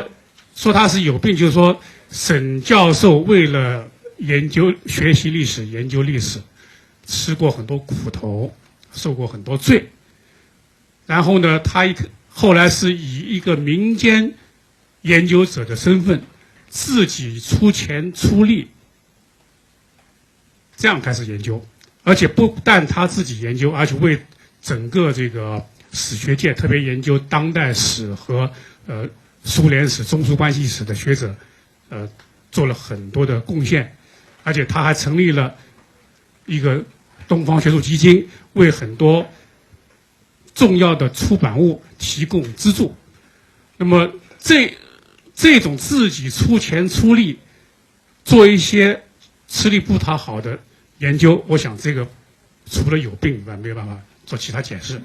这个病就是一种执着，一种知识分子的求知欲，一种对真理的追求。那么我们现在请沈教授做他的第二次演讲，欢迎。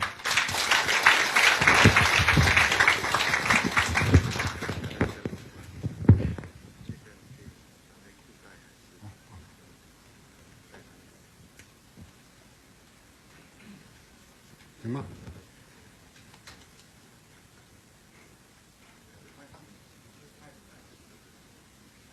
能听见吧？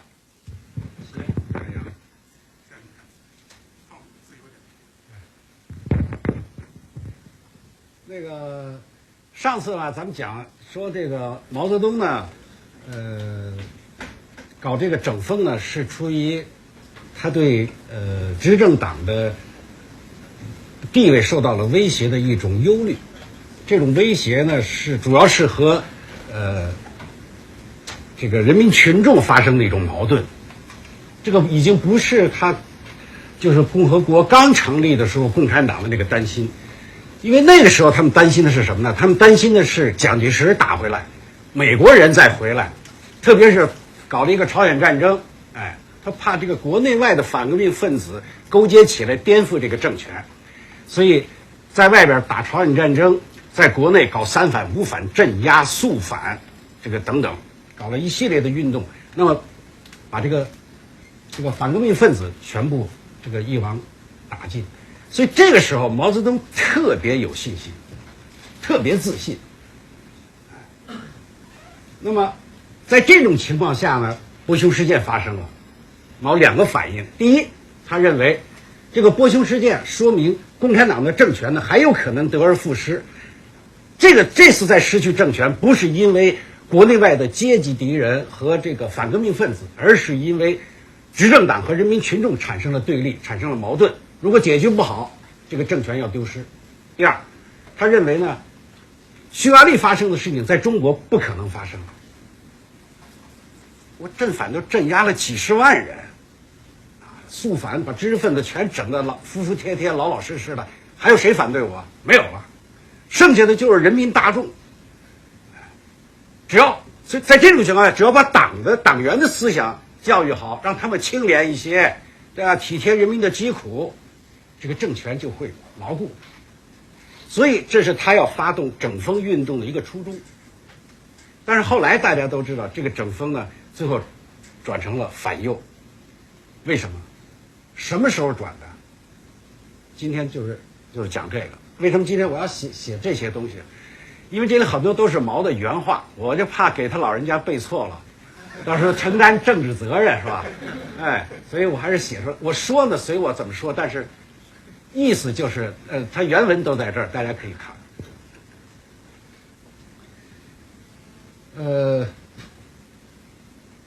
这次整风呢，毛有一个特点，就是要求这个党外人士参与，就所谓开门整风。那么上次我讲到5月1号，《人民日报》发表整风这个指示的时候呢，并没有讲要请民主党派参加，他只是30号在这个中南海这个一个会议上讲的。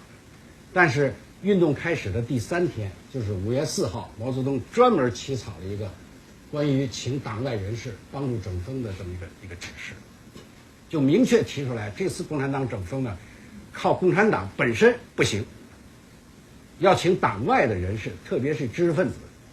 民主党派参与，给共产党提意见。这个也反映了毛的一个自信，因为当时，上次我说了，党内都反对哈，党内大部分人都反对，或者是不理解，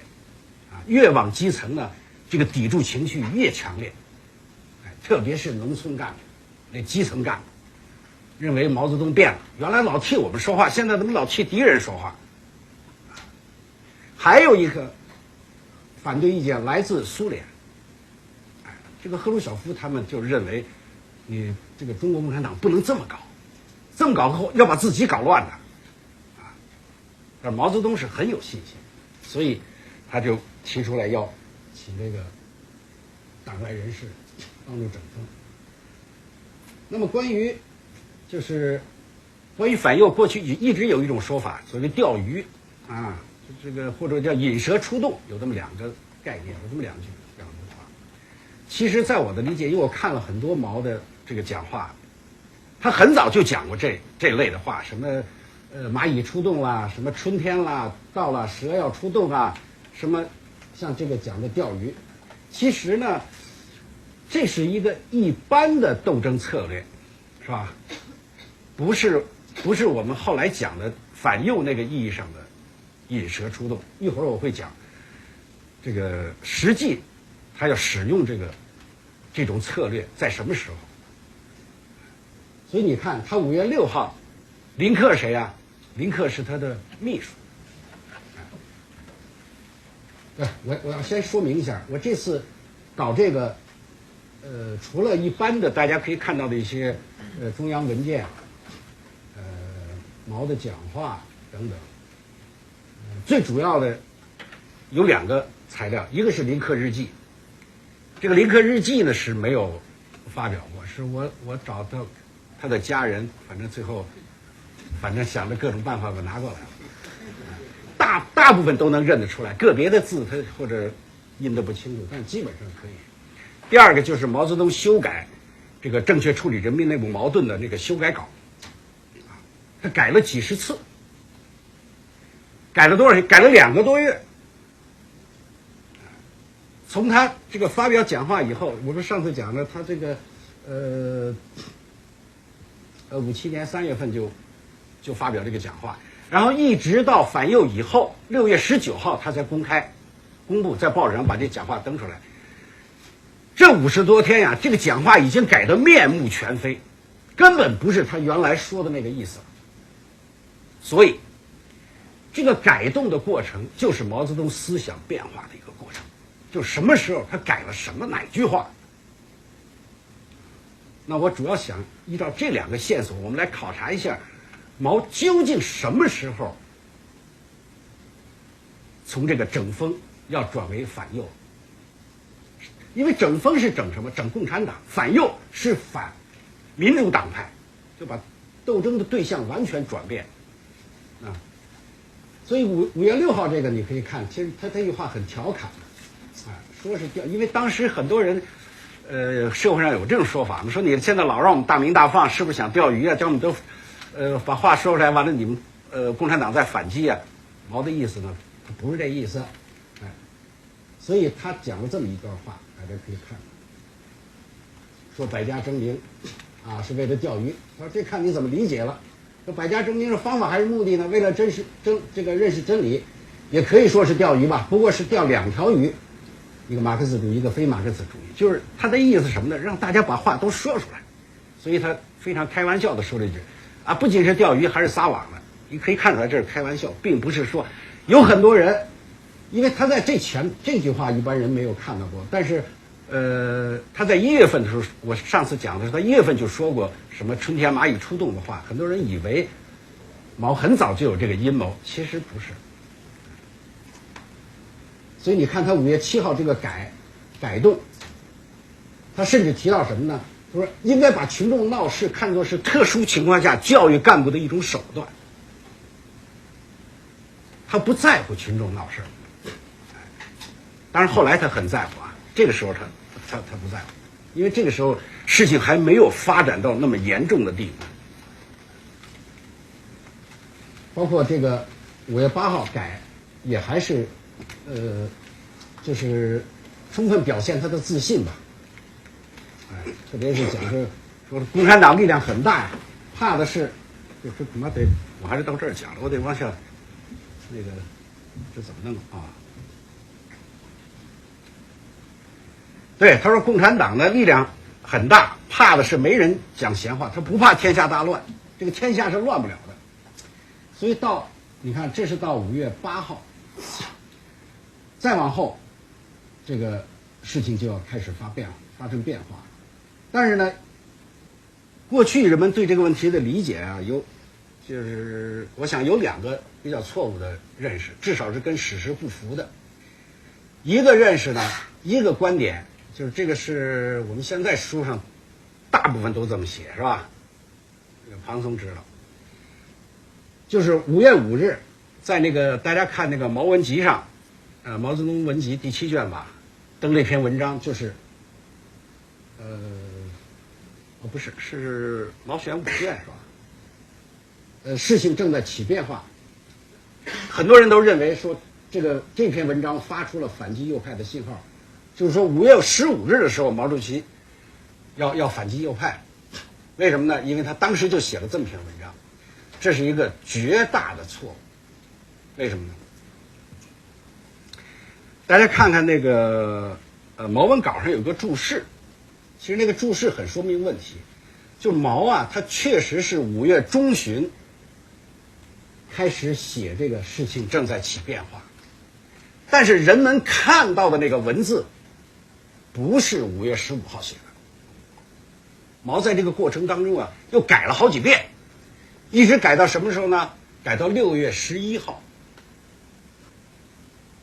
6月11号什么时候？是6月8号已经开始反右了，全国。人民日报已经登了这是为什么这篇文章已经登了，3天以后他才改定，然后12号下发全党。所以你可以看那个里边的文字，很多其实是反右以后他改定的，所以不能拿毛的这篇文章作为这个依据。当然，毛为什么要把这个日子改成5月15日？这他是有想法的啊，待会儿我再讲这个。就实际上他6月11日改完了，就他把日子又填到5月15日发下去了，他要给自己找台阶下。哎，这是一个。第二个，还有一个普遍的认为是这个毛整风转向反右，是因为真有右派，所以他才反。譬如讲了什么，就这些话，大家都是很常见的，政治设计院啊，扶贫的什么评判委员会啊，党天下呀，轮流坐庄，海德公园等等这些口号。但是有一个很大的问题，所有这些口号都不是在5月15日之前说的，都是后来说的，是被钓鱼钓出来的，是被引蛇出洞引出来的。然后很多人现在你反过来把后边说的话拿作毛转变思想的一个依据，这也是没有任何道理的。那么毛为什么会变？怎么变的呢？我们再往下看啊。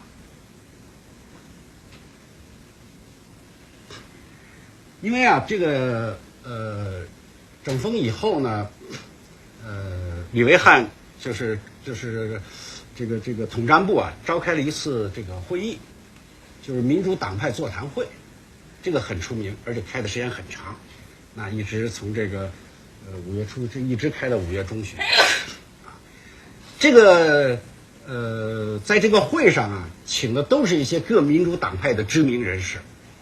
啊，这个而且呢，每天的报纸上都有报道，几乎是全文报道，没有任何删节的报道。所以你现在想看看那个当时他们都说了些什么，你就看那几天的《人民日报》，完全清楚。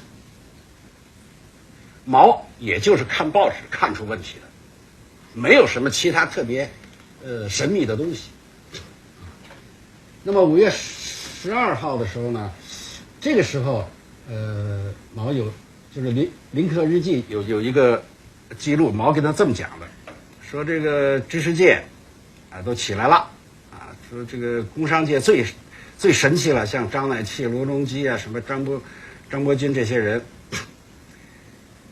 他讲了一点，他说他闻到一点味道，就是这些人有取消党的领导的味道。这个话呀，其实针对的就是这个张伯钧他们提出的，是在校园里头，是不是要党委领导，还是专家治校？当时呢，各大学校都在争论这个问题，很多人都认为，这个学校你党就不要领导了嘛，啊。这个应该学校嘛，就是成立专家委员会，或者你那个党呢，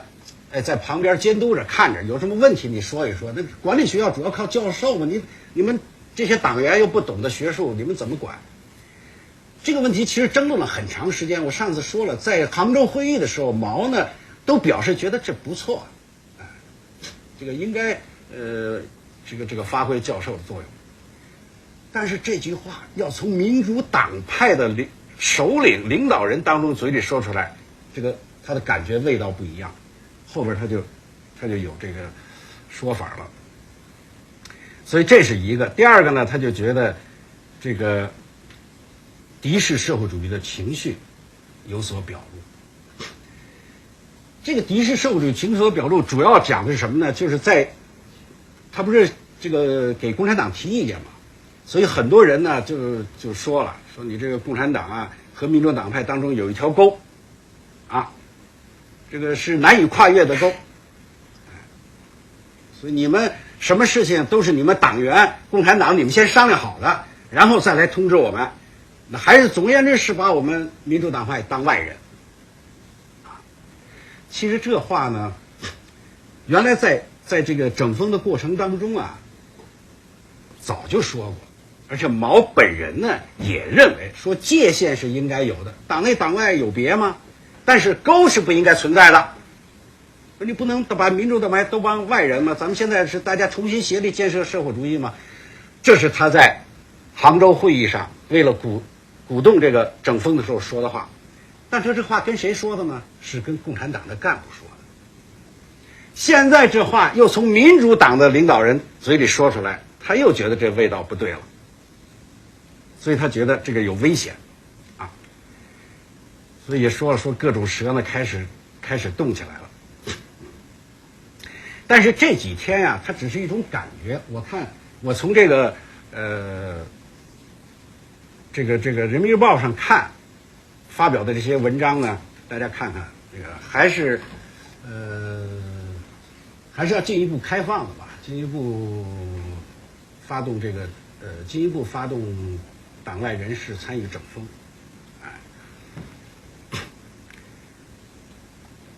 5月14号的时候啊，还有这个就是5月14号，这个毛给这个刘少奇他们写了封信，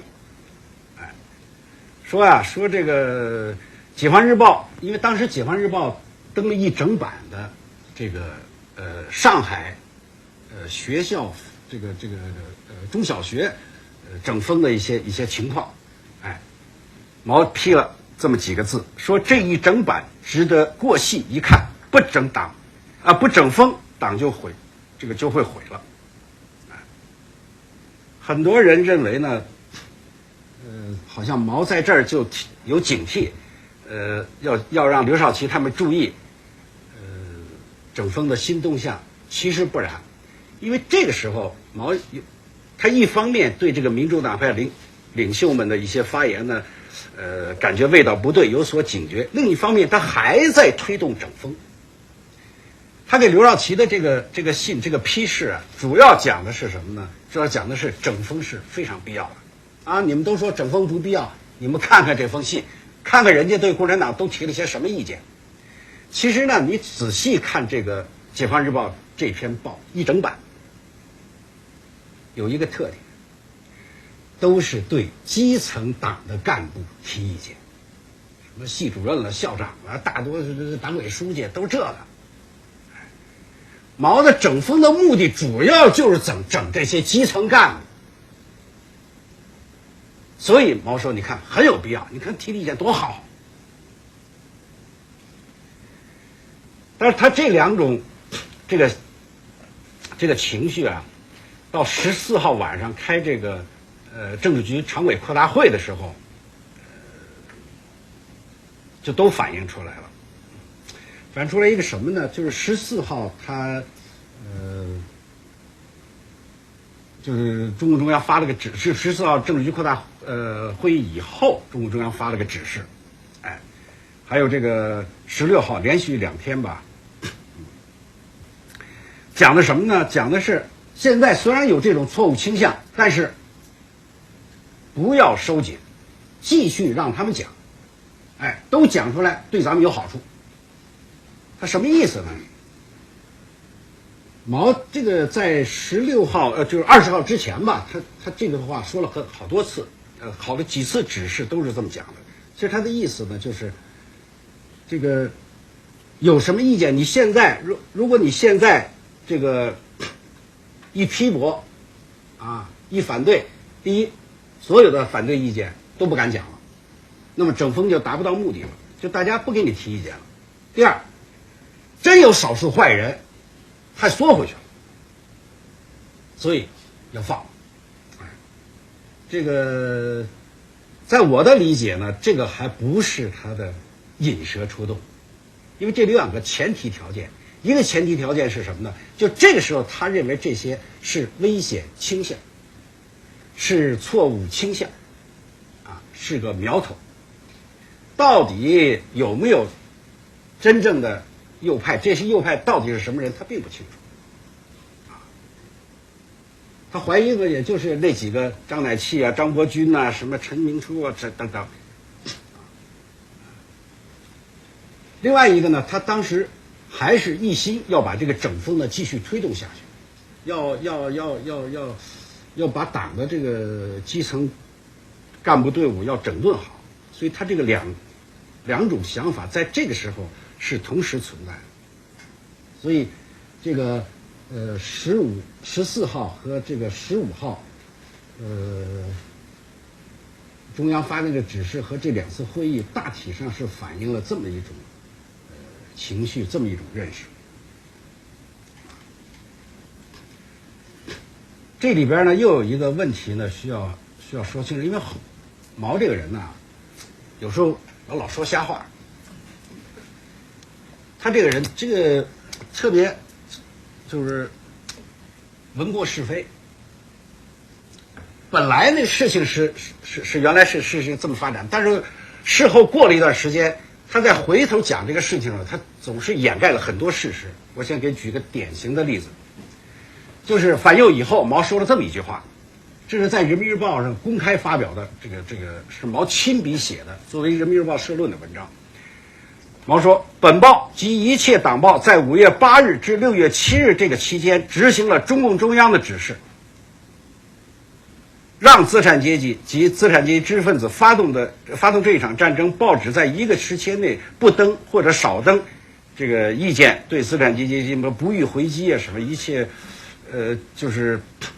看清他们的本来面目啊，等等等等，就说了让他出笼啊，什么让他出来以后我们才好把他铲除啊，等等，说了这么一番话。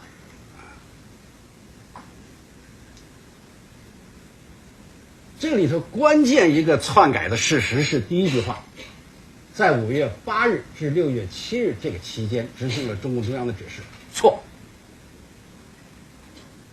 我现在找的所有的能找到的文件我都找到了，而且我敢判断，在5月14号之前，中共中央没有任何指示，就是让他们放啊什么，就是他后来讲的这一番话的这个内容没有。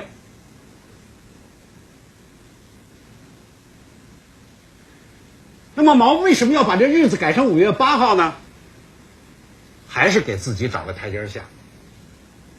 就是到后毛转向反右以后，那个内心的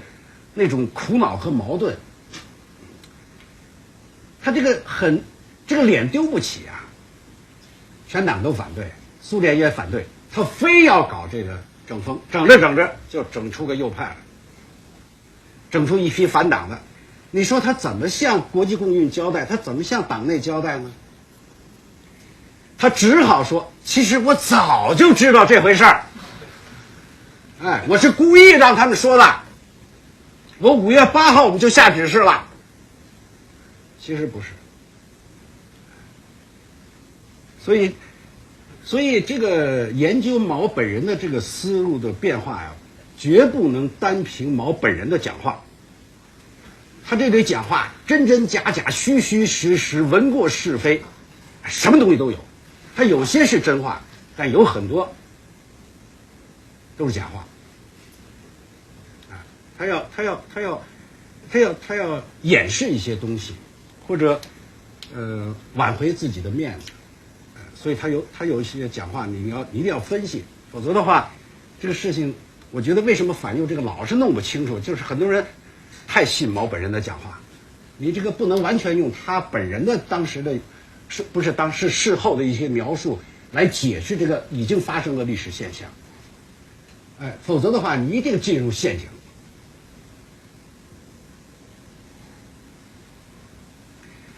另外还有一个问题，就是我们理解这个，这个就是钓鱼或者引蛇出洞这个中共中央采取这种策略的时候，它有个主观的问题，有个客观的问题。刚才我们讲的都是主观的，就是中共中央真的是和毛泽东到5月14号和16号这个期间，他们觉得这个有问题了，有问题呢，但是不能收，让他们放，继续放，这是。所谓引蛇出洞这种策略的一个最开始的表现，但还不是到他最后淋漓尽致的，是在后边，是到了5月24号以后，在这个时候他只是说让他们就不要拦着他们，还没有说人家不说非还引诱人家说，这是后来了，这是主观的。还有一个客观的现象，这个是很多人没有注意到这个事儿，什么呢？就是当时这个反右这个整风的这个在全国的展开啊，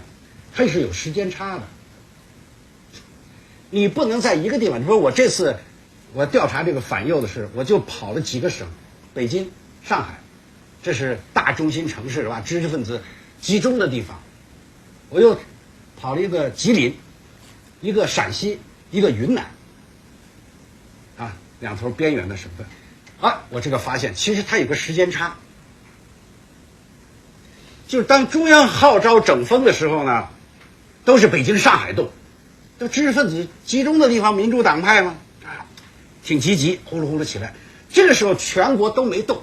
为什么呢？这些地方领导都不明白到底怎么回事儿，说这中央到底想干什么，咱们得看，他们看看北京、上海是不是真的动。好，等看了半个月，这北京、上海哇真的动起来了，他们就开始动了。你看我这个讲的谢福治在云南5月14号，这个彭真在北京5月16号才开始正式这个往基层下发通知。那个时候主要表现的还是民主党派。到了5月14号和5月16号的时候，这个中共中央的核心呢已经要转向了，但是地方呢刚开始，刚动员，所以有些这个后来的言论出来也并非是有意的引他们，因为这个地方领导他很多人他不知道上边意图变了，他还是动员了，所以还有这么一种情况。那么到5月16号这个情况就发生了一个比较大的变化，主要是一个什么呢？就是5月16号那个民主党派座谈会结束了。本来呢，李维汉有个安排，说大家提意见都很好，说回来我们归纳归纳，整理整理，往中央一报，该怎么改就。因为他这个会议提的都是给中央提的意见，不是给地方领导，所以我们通过这个统战部将来跟中央一报该怎么改革，该什么吸收大家意见改正，你们就都回去吧，本来就完了。后来到5月16号这天，李维汉突然宣布说正因为这会开得很好，所以要继续开下去，大家还有话没说出来，继续讲。这个时候是毛受益的，你这会不能停啊！我这刚要引蛇出洞，你把这舌头放走，那哪行啊？接着说，所以这个会呢又继续往下开，而且15号呢又增加了一个叫工商界这个座谈会，就把张乃器这些人又拉进去，这波人又加进来了，这就更热闹了。就这个时候，真正的中共中央的引蛇出洞的策略开始了。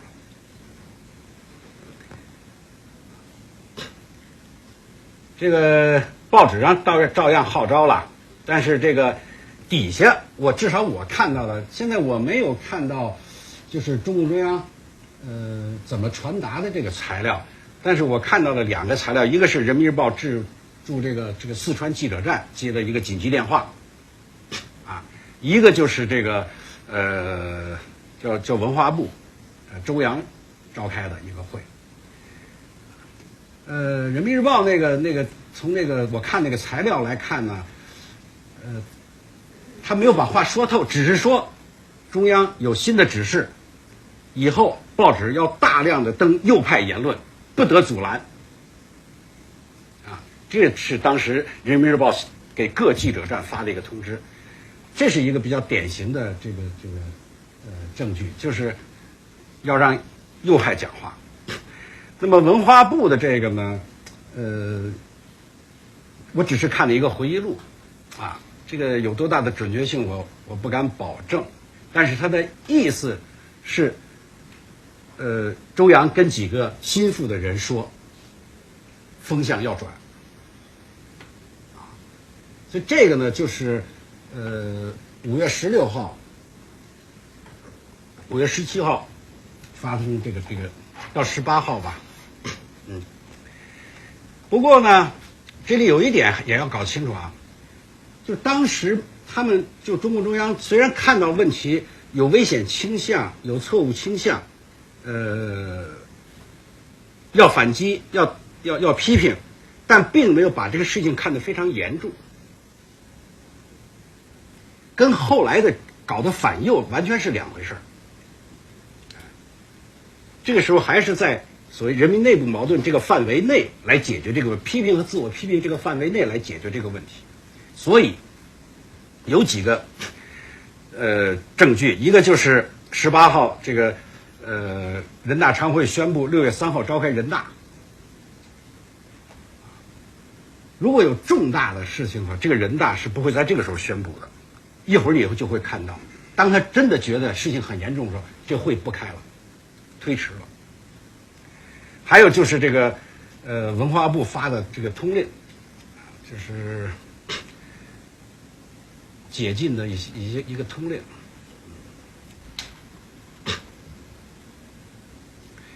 所以5月19号到20号，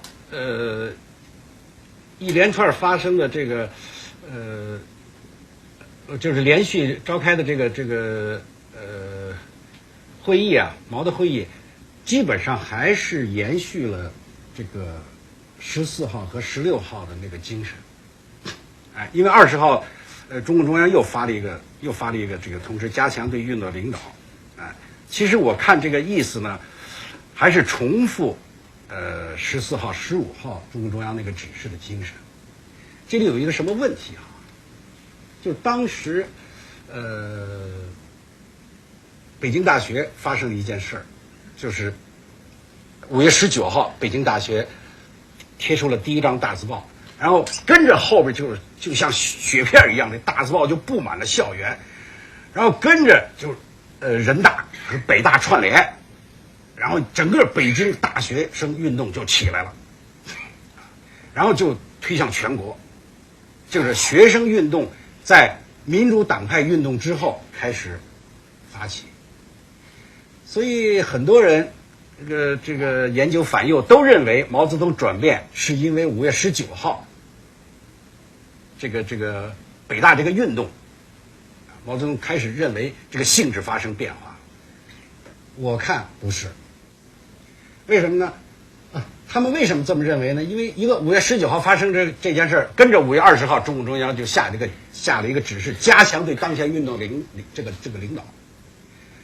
那么第一，5月19号北大贴出了第一张大字报，不错，而且呢很快就蔓延开了。但是当时毛并不知道这件事儿。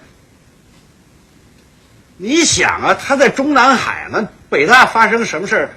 未名湖发生，他哪知道去？他不得有人给他汇报吗？这汇报就得有时间呢。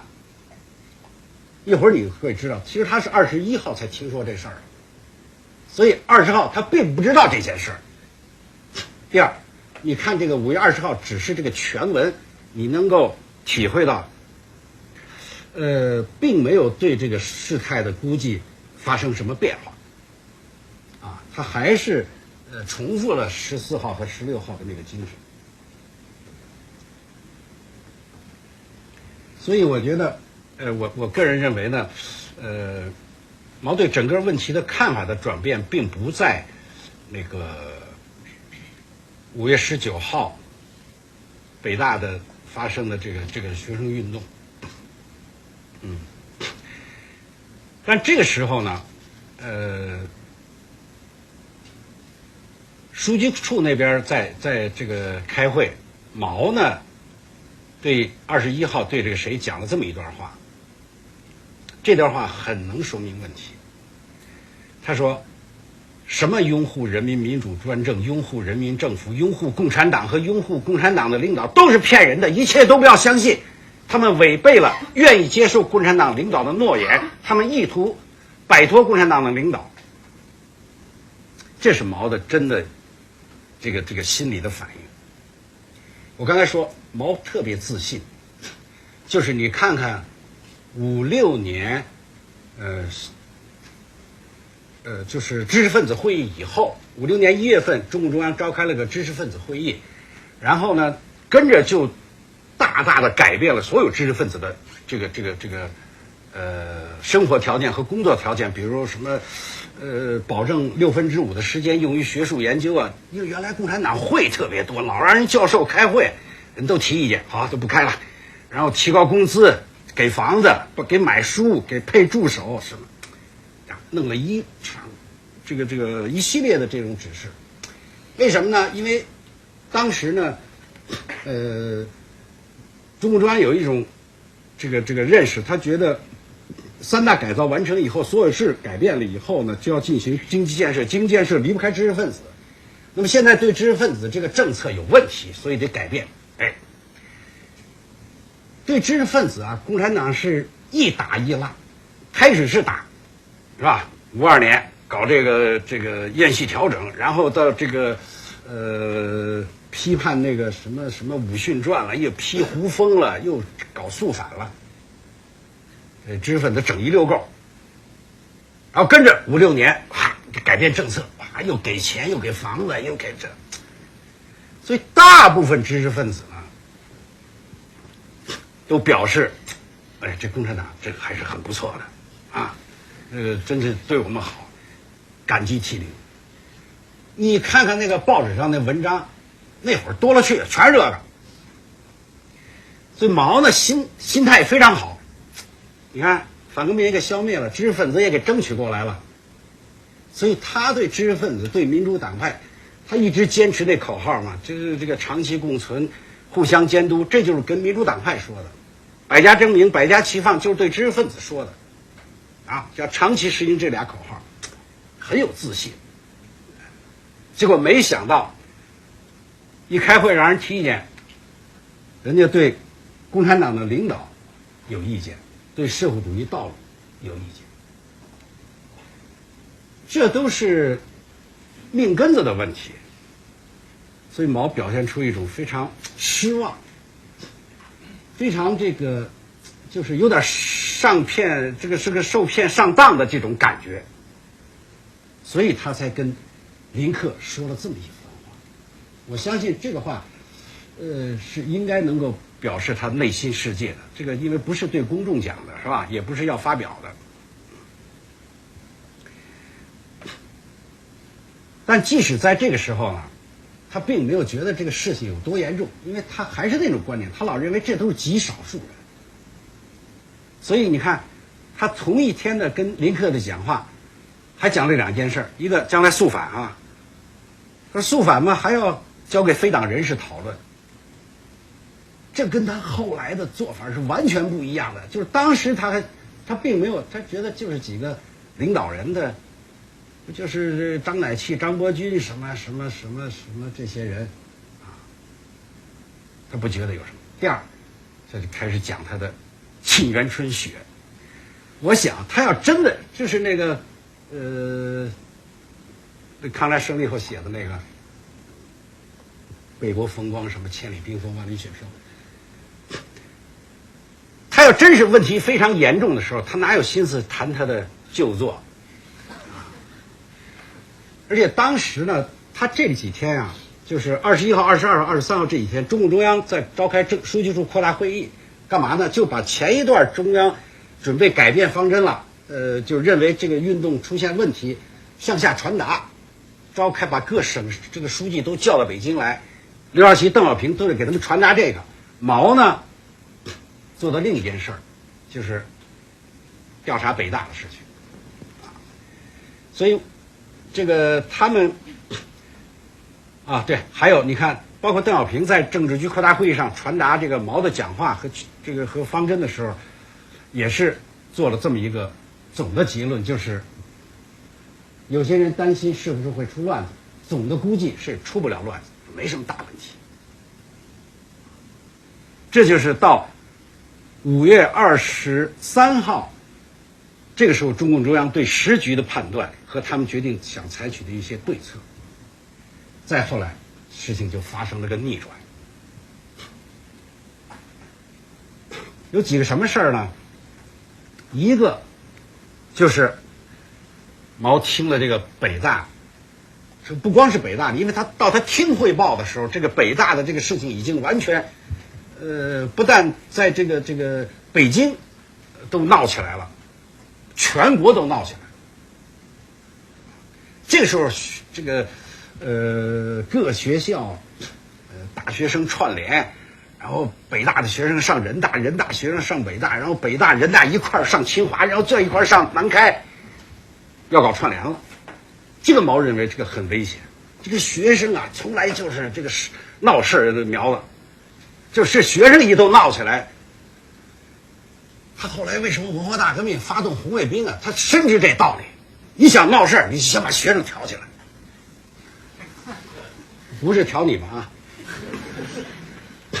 所以这个时候呢，毛感到这个问题是很严重啊。他当时有几段回忆，当然这个跟后边的还有什么情况呢？就是这个到5月中旬以后，5月下旬，这个工厂工人罢工啊，这个是越来越严重。一会儿下边我有一个具体的数字，我也记不住了是多少。就是特别是5月20号到6月初这一段时间，当时上海有一个报告，工人闹事儿呢，这个其实波匈事件开始以后就已经有陆续的出现，但是真正的成气候闹得比较大，特别是在上海、武汉这些大城市，是在5月下旬。这是一个消息传到中央，还有一个农民退社。55年搞这个合作化，当时毛啊特别兴奋啊！你看他做了几个报告啊，就是他说我绝没有想到，几亿农民在1-2年内没有任何痛苦的进入了这个社会化。合作化，他因为他想不通啊，因为当时苏联，你知道苏联那会儿搞集体化，特别残酷的手段，那农民不进啊，这个军队派飞机大炮全上了。现在那个俄国档案都解密，你去看看，整个一个村子，你参加不参加集中装？不参加，几炮就给你轰了，飞机去轰炸，什么都用。所以那会儿呢，中共中央原来设想，这个合作化呀会非常痛苦，非常漫长。中国人还多呢，这好几亿呢，那苏联才多少？这1亿多人嘛，你这翻好几倍。没想到还非常顺利，非常痛快，农民也没怎么反对。他就觉得，这个进入社会主义其实没有那么难，但是他不知道，这个。中国共产党跟苏联共产党有个很大的区别，就是俄国呀，共产党的力量都在城市，农村呢都是社会革命党和孟什维克控制的。是10月革命以后，特别是1918年以后，这个共产党才逐步的向农村扩张。所以那会儿农民反对布尔什维克，那是很平常的事情。你看过《静静的顿河》吧？就那个样子。哎，你红军来了，这农民就拥护你；红军走了，白军来了，这农民就拥护白军。反正谁给我土地，我拥护谁。但是中国共产党可不一样。中国共产党从头开始，但不是从头啊，从这个20年代后期开始，它就是扎根农村。这大城市，就是上海，早就让人家国民党给收拾了，待不住了，所以都跑农村去了，搞土改呀、减租减息呀，跟贫下中农什么，那会儿不叫贫下中农啊，反正是劳苦农民在一起，所以共产党和农民的这个关系非常密切，而且呢，他在农村的这个统治势力非常强大，所以这个农民跟着你进入合作化很容易，真心假心的咱不知道，但是没人敢说什么。但是到了56年的时候，特别是苏共20大波匈事件，国际上有这么一个气候，党内8大有民主，又讲这个很多人也站出来说话，说你毕竟他这个合作化搞得那么匆忙，他很多具体问题解决不了，比如秋收了，怎么分配这粮食，有多少留种子，多少给我们回家我们扛家吃去，有多少你得交公粮啊，再加上这个管理的混乱，再加上有些干部在里多吃多占，这个农民和干部之间的矛盾就越来越深。所以56年就开始有人退社，到了这个整风以后呢，这个事态就越来越严重。所以这个时候就是24号，就是到5月整个5月下旬吧，这个中共中央感到这个事态非常严重，就是他原来认为啊有错误倾向，有这个反党的现象，那只是个别人，不就是张乃器、罗荣基什么这个楚安平啊，就那么几个人嘛。这个毛是不在乎的，这些人怕什么呀？好收拾。现在情况不一样了，这学生起来了，而且学生这个言论，我看了看，我看了大量的当时的那个档案材料啊，其实啊，就这几个民主党派说话是很有分寸的，就他们说话都是掂量来掂量去，又要给你共产党提意见，还不能让你接受不了，还能显得我还是跟共产党合作的。他基本是，你说当时这个张乃器或者张伯钧他们想取共产党而代之，那是瞎说。所以后来中共中央的这个定论呢是有点问题，在我现在看来，至少你没有把这个史实弄清楚。你把他们几个人的讲话到现在拿出来，有什么呀？什么也没有啊。他只是当时毛的感觉不好，他原来我那么相信你，结果你想这个取消党的领导，你觉得社会主义搞得不好，社会主义，所以这又来一个问题了。就今天我跟那个庞松我们俩还这个谈了半天这个事情，因为这个社会主义这个问题本来共产党是不搞的，就是共产党夺取政权之前呢是有一个共同纲领，就是跟全国人民说我们呀不着急搞社会主义，社会主义着什么急啊？那很早以后的事情了，我们先搞新民主主义。这个口号呢是大家就是各党派都能接受的。但是到了53年，就朝鲜战争快结束，15计划要开始的时候，特别是这个刘少奇从这个莫斯科回来以后，毛提出来要向社会主义过渡，要搞社会主义，所以他跟着就搞合作化，跟着就搞这个就是国有化，就是把那个工业手工业什么都商业都收归国有，这就是所谓搞社会主义。结果他这么搞了以后呢，他原来以为大家都很，所以这中国人有毛病，知道吗？你没收他企业的时候，他还特高兴，啊，敲锣打鼓，完了回家哭。这共产党呢，以为这个你看这大家都欢迎的嘛，这说不是我非要，是那你们都愿意吗？哎，所以他认为我这社会主义搞挺好，但实际上这些民主党派他心里当然明白，就那会儿他不敢说而已。现在你让我说，很多人就说了，说你搞太早了，搞太急了，哎，你这个共同纲领还没实行几年呢，你就把我们的家底儿全没收了，啊。这是最著名的话，就是猪养肥了再宰。啊，对，说还没给我们养肥呢，你就杀，你这太急了吧？这毛最不愿意听，所以他感觉很不好，但那毕竟是少数几个人，是吧？现在情况不一样，这学生都起来了，农民也退社，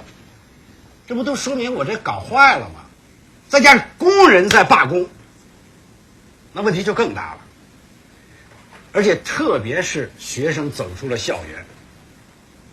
学生上街了，像南京发生的事情，南京、天津都发生了，这学生上街贴大字报，啊，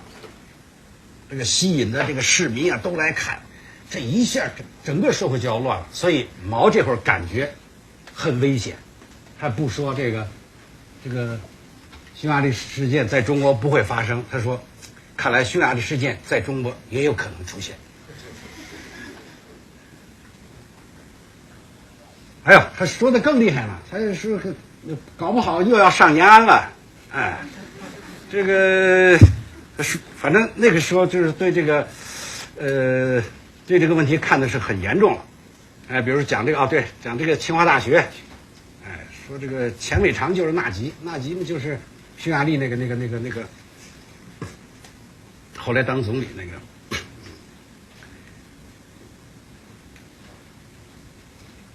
他这个悲观的估计就是在22号、23号左右，也不是他以后又翻回去再说。不是，这是当时就是他，就是这是就这几句话，从毛确实对做了严重的估计，什么，这些都是毛当时听汇报的时候。反正是他们的回忆录，这个倒不是文件，就是陈伯达呀，这个林克呀，当时还有乔木吧，反正他们几个人在毛的身边的时候，毛当时讲了一些，就他很担心，哎，可能要出事儿，哎，所以这个时候毛讲了嘛，说右派，这个话最后这句话是后来说的，说当时我就急就想出主意，想出了个什么主意，就是反右。那么你看，这个时候5月24号他改这个什么的时候，也你可以明显的看出他的看法发生了变化。这个时候他已经不是把这种言论的出现看作是少数人的问题，而看作是一种阶级斗争的现象。所以你看他改这个哪儿去了？那5月24号第二稿的时候，关于阶级斗争。他就开始这句话就出来了，这句话是文革的时候最流行的一句话，就是关于这个在我国虽然社会主义改造已经基本结束，大规模的群众性的阶级斗争已经基本结束，但是资产阶级还存在小资产阶级刚刚改造，无产阶级的什么资产阶级思想斗争还是尖锐的、长期的，有时甚至是很激烈的。这句话就是这个时候5月24号加进去的，这个时候反映他对问题的看法已经发生了一个性质根本的转变化。正是因为这样的，所以你看啊，他们出来讲这个25号刘少奇就宣布这个人大推迟啊。另外毛呢也公开讲，在这个共青团的一个这个3大的会上讲。说一切离开社会主义的言论行动都是完全错误的，这就是个暗示。就是这会儿他讲的话跟原来不一样了，他很担心。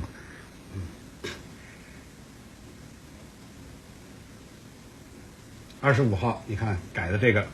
他就对百花齐放就做了比较大的限制了。这个因为原来呢，他对百花齐放的理解，原来他是这么讲的，说什么都可以放，香花可以放，毒草也可以放。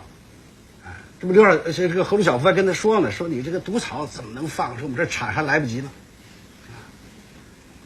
现在它不一样，加了6条标准。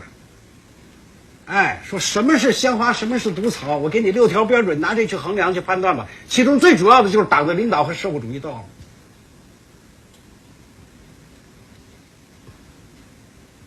而且说你要是提的意见不符合我这6条，你就没有监督的资格。因为原来他说的长期监督嘛，让人家民主党派，现在加了附加条件，我有6条标准，你得符合我这6条你再提，你不符合这6条提的，那你就是毒草，毒草你就没有监督的权利。毛在开始改变他的过去的一些说法。这个下边这个柯信施啊什么，他们那个讲话大家可以看看，啊，邓小平其实都反映了当时他们这个对问题严重性的一些看法，啊，这都是在书记处扩大会议上，柯庆施啊，后来彭真呐、邓小平啊几个人讲话，都觉得，现在事态很严重，啊，本来嘛，邓小平讲得很清楚，说本来我们是想整党内的，结果现在这个右派出来跟我们争夺领导权来了，啊，所以这个问题性质就很严重了。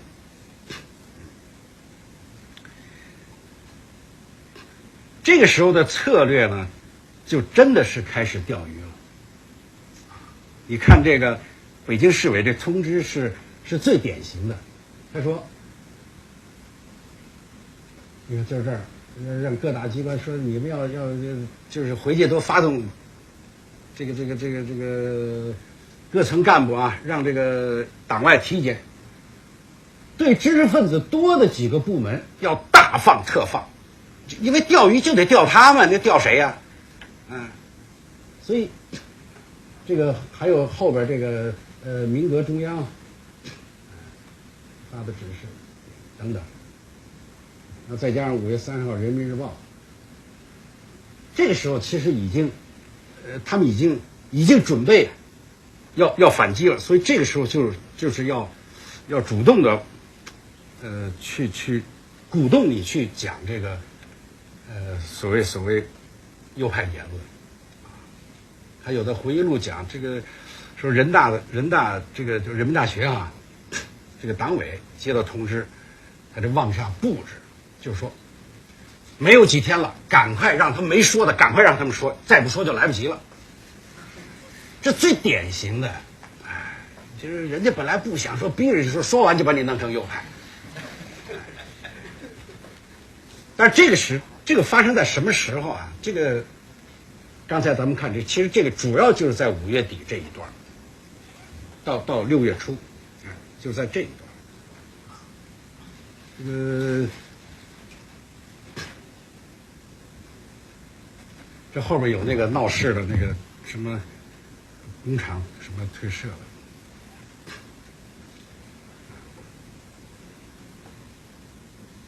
那么什么时候要开展这个反右斗争？因为这个时候，这个已经从几个少数人的错误的认识和一种错误倾向，转变为要搞一场阶级斗争了，要搞一场政治斗争了。但这是什么时候开始的呢？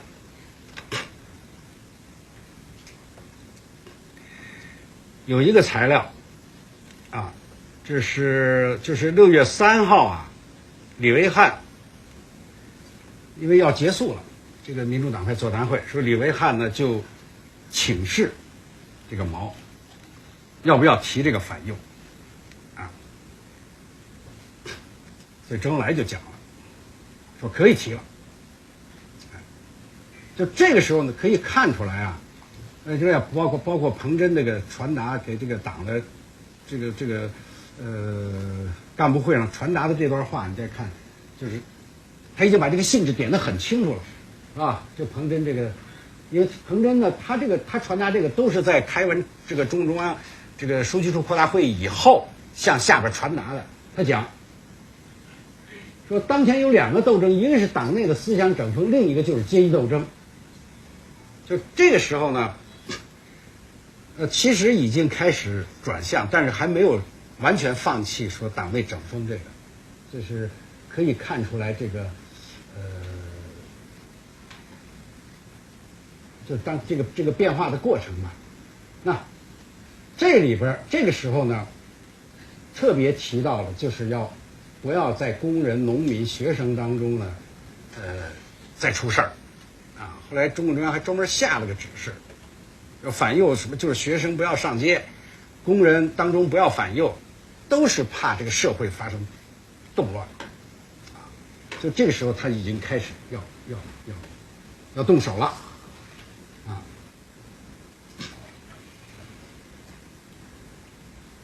对，就6月4号这个指示，大字报，什么不要上街，什么不要影响学生，什么，就是到这个时候。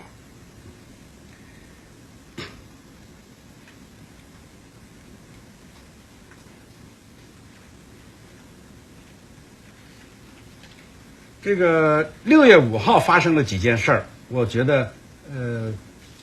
就是让毛呢觉得必须要马上开始反右的斗争了。什么事儿呢？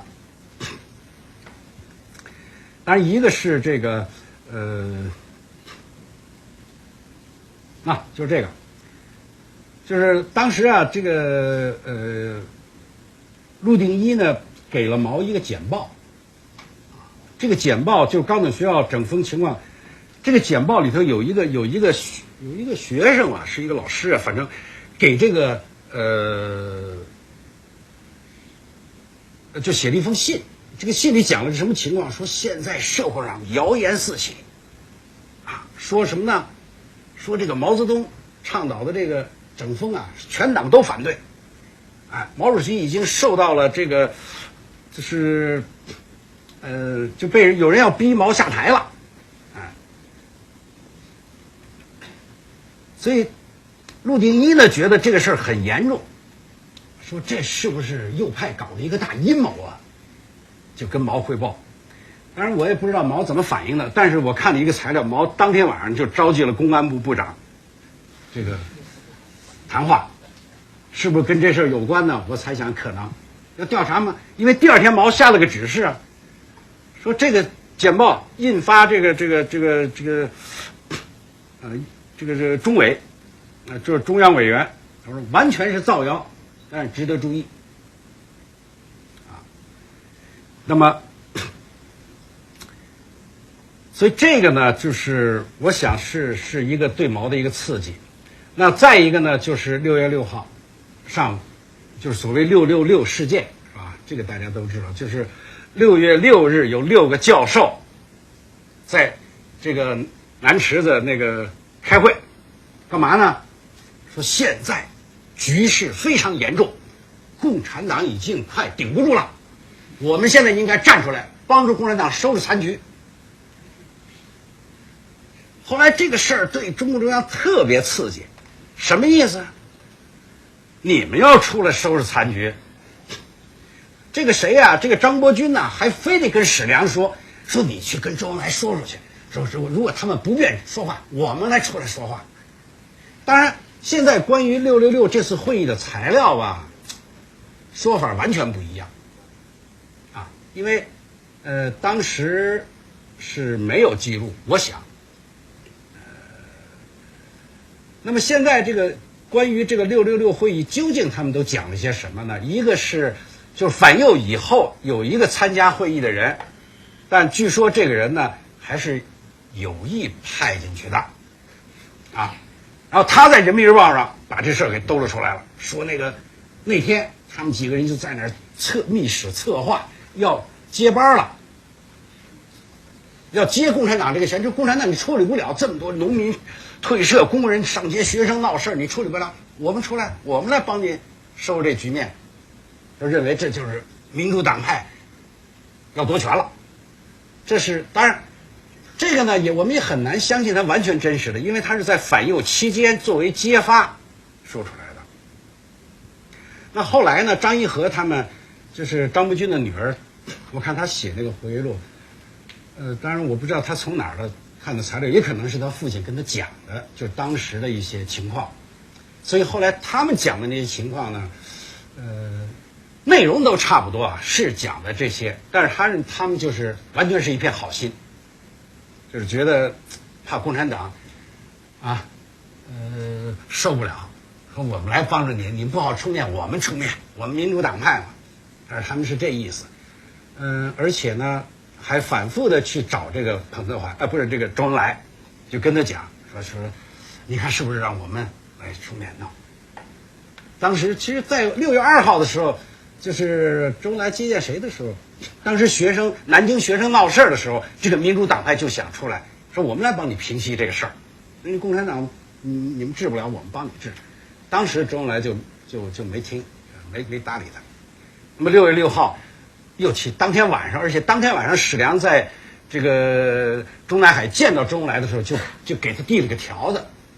把这事说了。周恩来把条子一推，什么话也没说。其实中共中央早想好该怎么办了，所以这个事儿呢，我想可能毛受的刺激更大。正在这个时候，6月7号，《人民日报》登了篇，就是所谓卢玉文事件。卢玉文呢，就是民主党派开会的时候，这卢玉文呢，他本身是民主党派，后来在国务院当个参事。就是他是老替共产党说话，就是人家提意见他就解释说这个他们做的都是对的，怎么的，结果好多民主党人就骂了，说你这没出息，你什么，大概就是有一些说的是像共产党什么卖好吧，就大概就这个意思。后来呢，结果有一个人呢私下给他写了个匿名信，说你大概意思就是说你这是小人吧，你怎么样。结果他就把这封信呢，在报上给登出来了。毛看见这封信，说这是一个好机会，马上开始反右。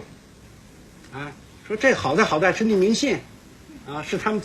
们跳出来了，所以他就有了这么一段话，而且他自己定的题目，这是为什么？于是，整个的反右运动就开始了。本来还有一些也没时间讲了，我看时间也差不多，要不然就反正反右就是这样。其他的很多，我觉得我研究最有心得的是这段，就是他这个思想变化，情况是随着情况的发展，不断的从这个整风转向反右，不断的把这种从人民内部矛盾转为看成一场严重的阶级斗争，最后才会在后来的，就是从这个6月8号一直到58年，搞了1年多的整个的反右，而且是越来越觉得这个形势严重，当时毛就这次就不能再手软了，要搞就搞彻底了。所以你想，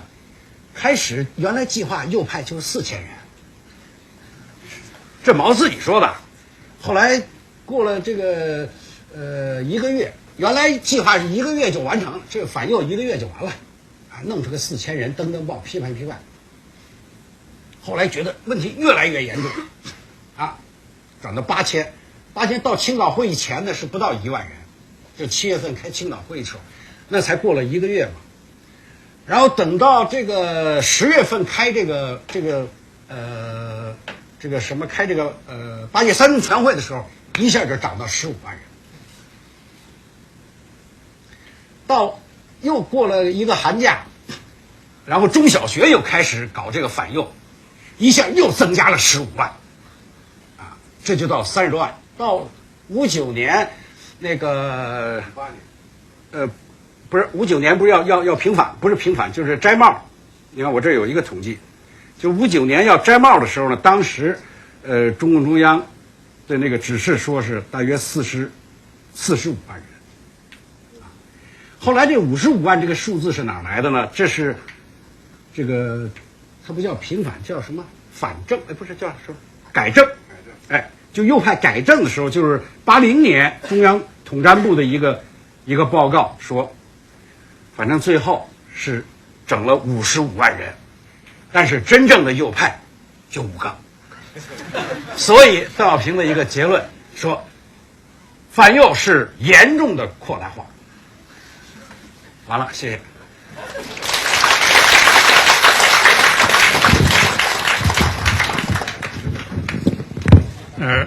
我们抓紧时间看看，在座有什么问题要请教沈教授。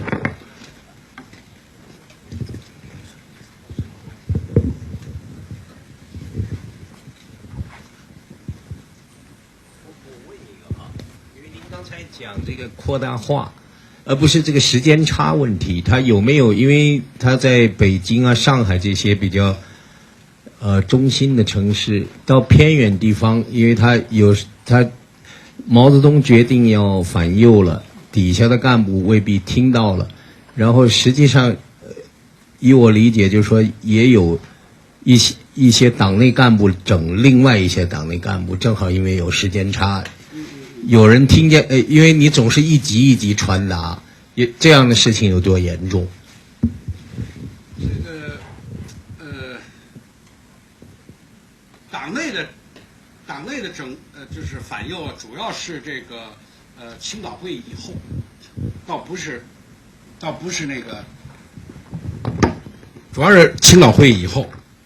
因为那会儿青岛会议提出这个。批判温情主义其实就是针对党内，因为当时党内的有一批知识分子，就是后来你看被打成右派的都是知识分子干部。这个知识分子干部他有一毛病，他同情知识分子，老替人说话，嘿，最后你温基泽就最典型的，当时在那个广播电视局，当时反右的时候都有那个数字的，说你们单位弄个10个啊，你们单位人少点5个吧，一个9个人的单位还摊上一个。温基泽呢，他就是弄了半天，觉得我们这儿没有啊，没有，你就是哪能没有啊？中央说有就有，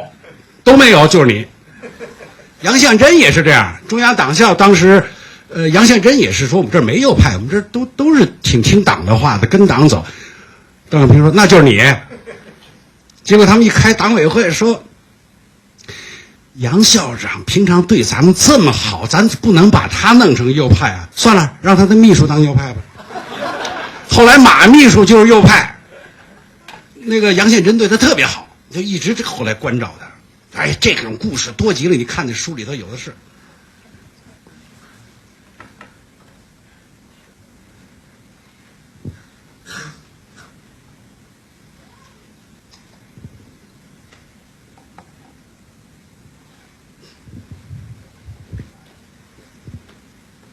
那个反右当中冤的，哎呀，简直是无奇不有。当然我都不是听的传说，都是看的这个文字资料。有一个某县的一个卫生局局长，他们县呢有一个退伍军人，朝鲜战争回来的什么几级什么是军功获得者，然后历次运动都是积极跟党走，最后也是给他们分了一名额。一个小小的县卫生局分一个反右名额，看谁也不像，他人家平常也不说话，一天到晚就是不是看病做手术，最后找他了，说这个黄同志啊，说你这个一向积极跟党走，现在党需要你做右派。他说他真的不是，那我一定听党的话，我就当这个右派吧。后来就弄成右派，哎呦，这一辈子完了。沈教授您好。我想请问您一个问题，就是在您上集讲到，就是说在波匈事件以后，毛泽东和刘少奇对于党应该做出的调整是有分歧的。那怎么解释在5月22号前后这几天，他们的态度都那么一致的发生了这种变化？就是他们为什么在5月22日以后都把形势这么误判的严重化了？还是这个时候毛泽东已经在党的高层有了足够的权威，他带动整个高层对这个形势做出了严重的估计？谢谢。这问题不错，因为今天中午我跟我们在一起还在讨论这个问题，就是中共中央当时的分歧我们怎么估计？这个我觉得西方学者有一个很大的误区，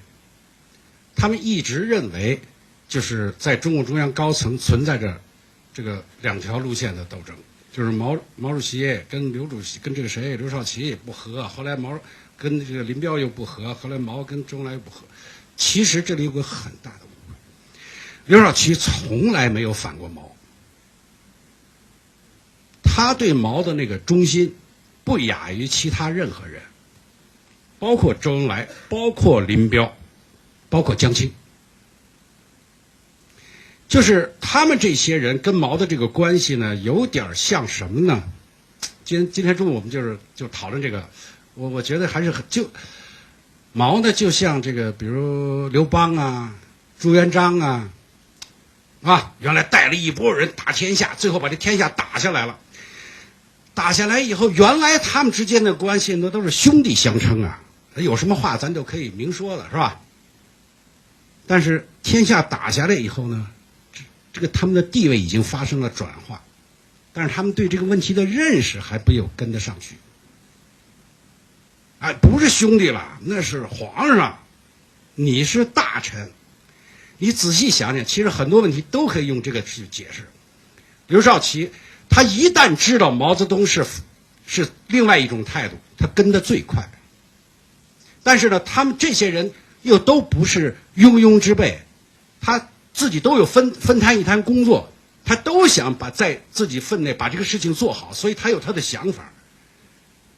但他提出这个，他不是有意的我刚才，所以上次我说他们之间的分歧是他们对这个问题的看法不一致，而刘少奇的看法可能更能代表很多党员的和党的干部的看法。毛泽东总是比较异端的，他很多想法都是全党这个想不到的，包括朝鲜出兵，他全党都反对，就他一人非要出兵不可。包括这个整风反右都是这样的，所以不存在那个就是他们想反对毛的这个想法，他只是不太清楚毛到底是得揣摩这圣意，他究竟是怎么想的，有时候他就想错了，但他一旦知道错了，他马上改正，跟得很快。5月24号就这么回事。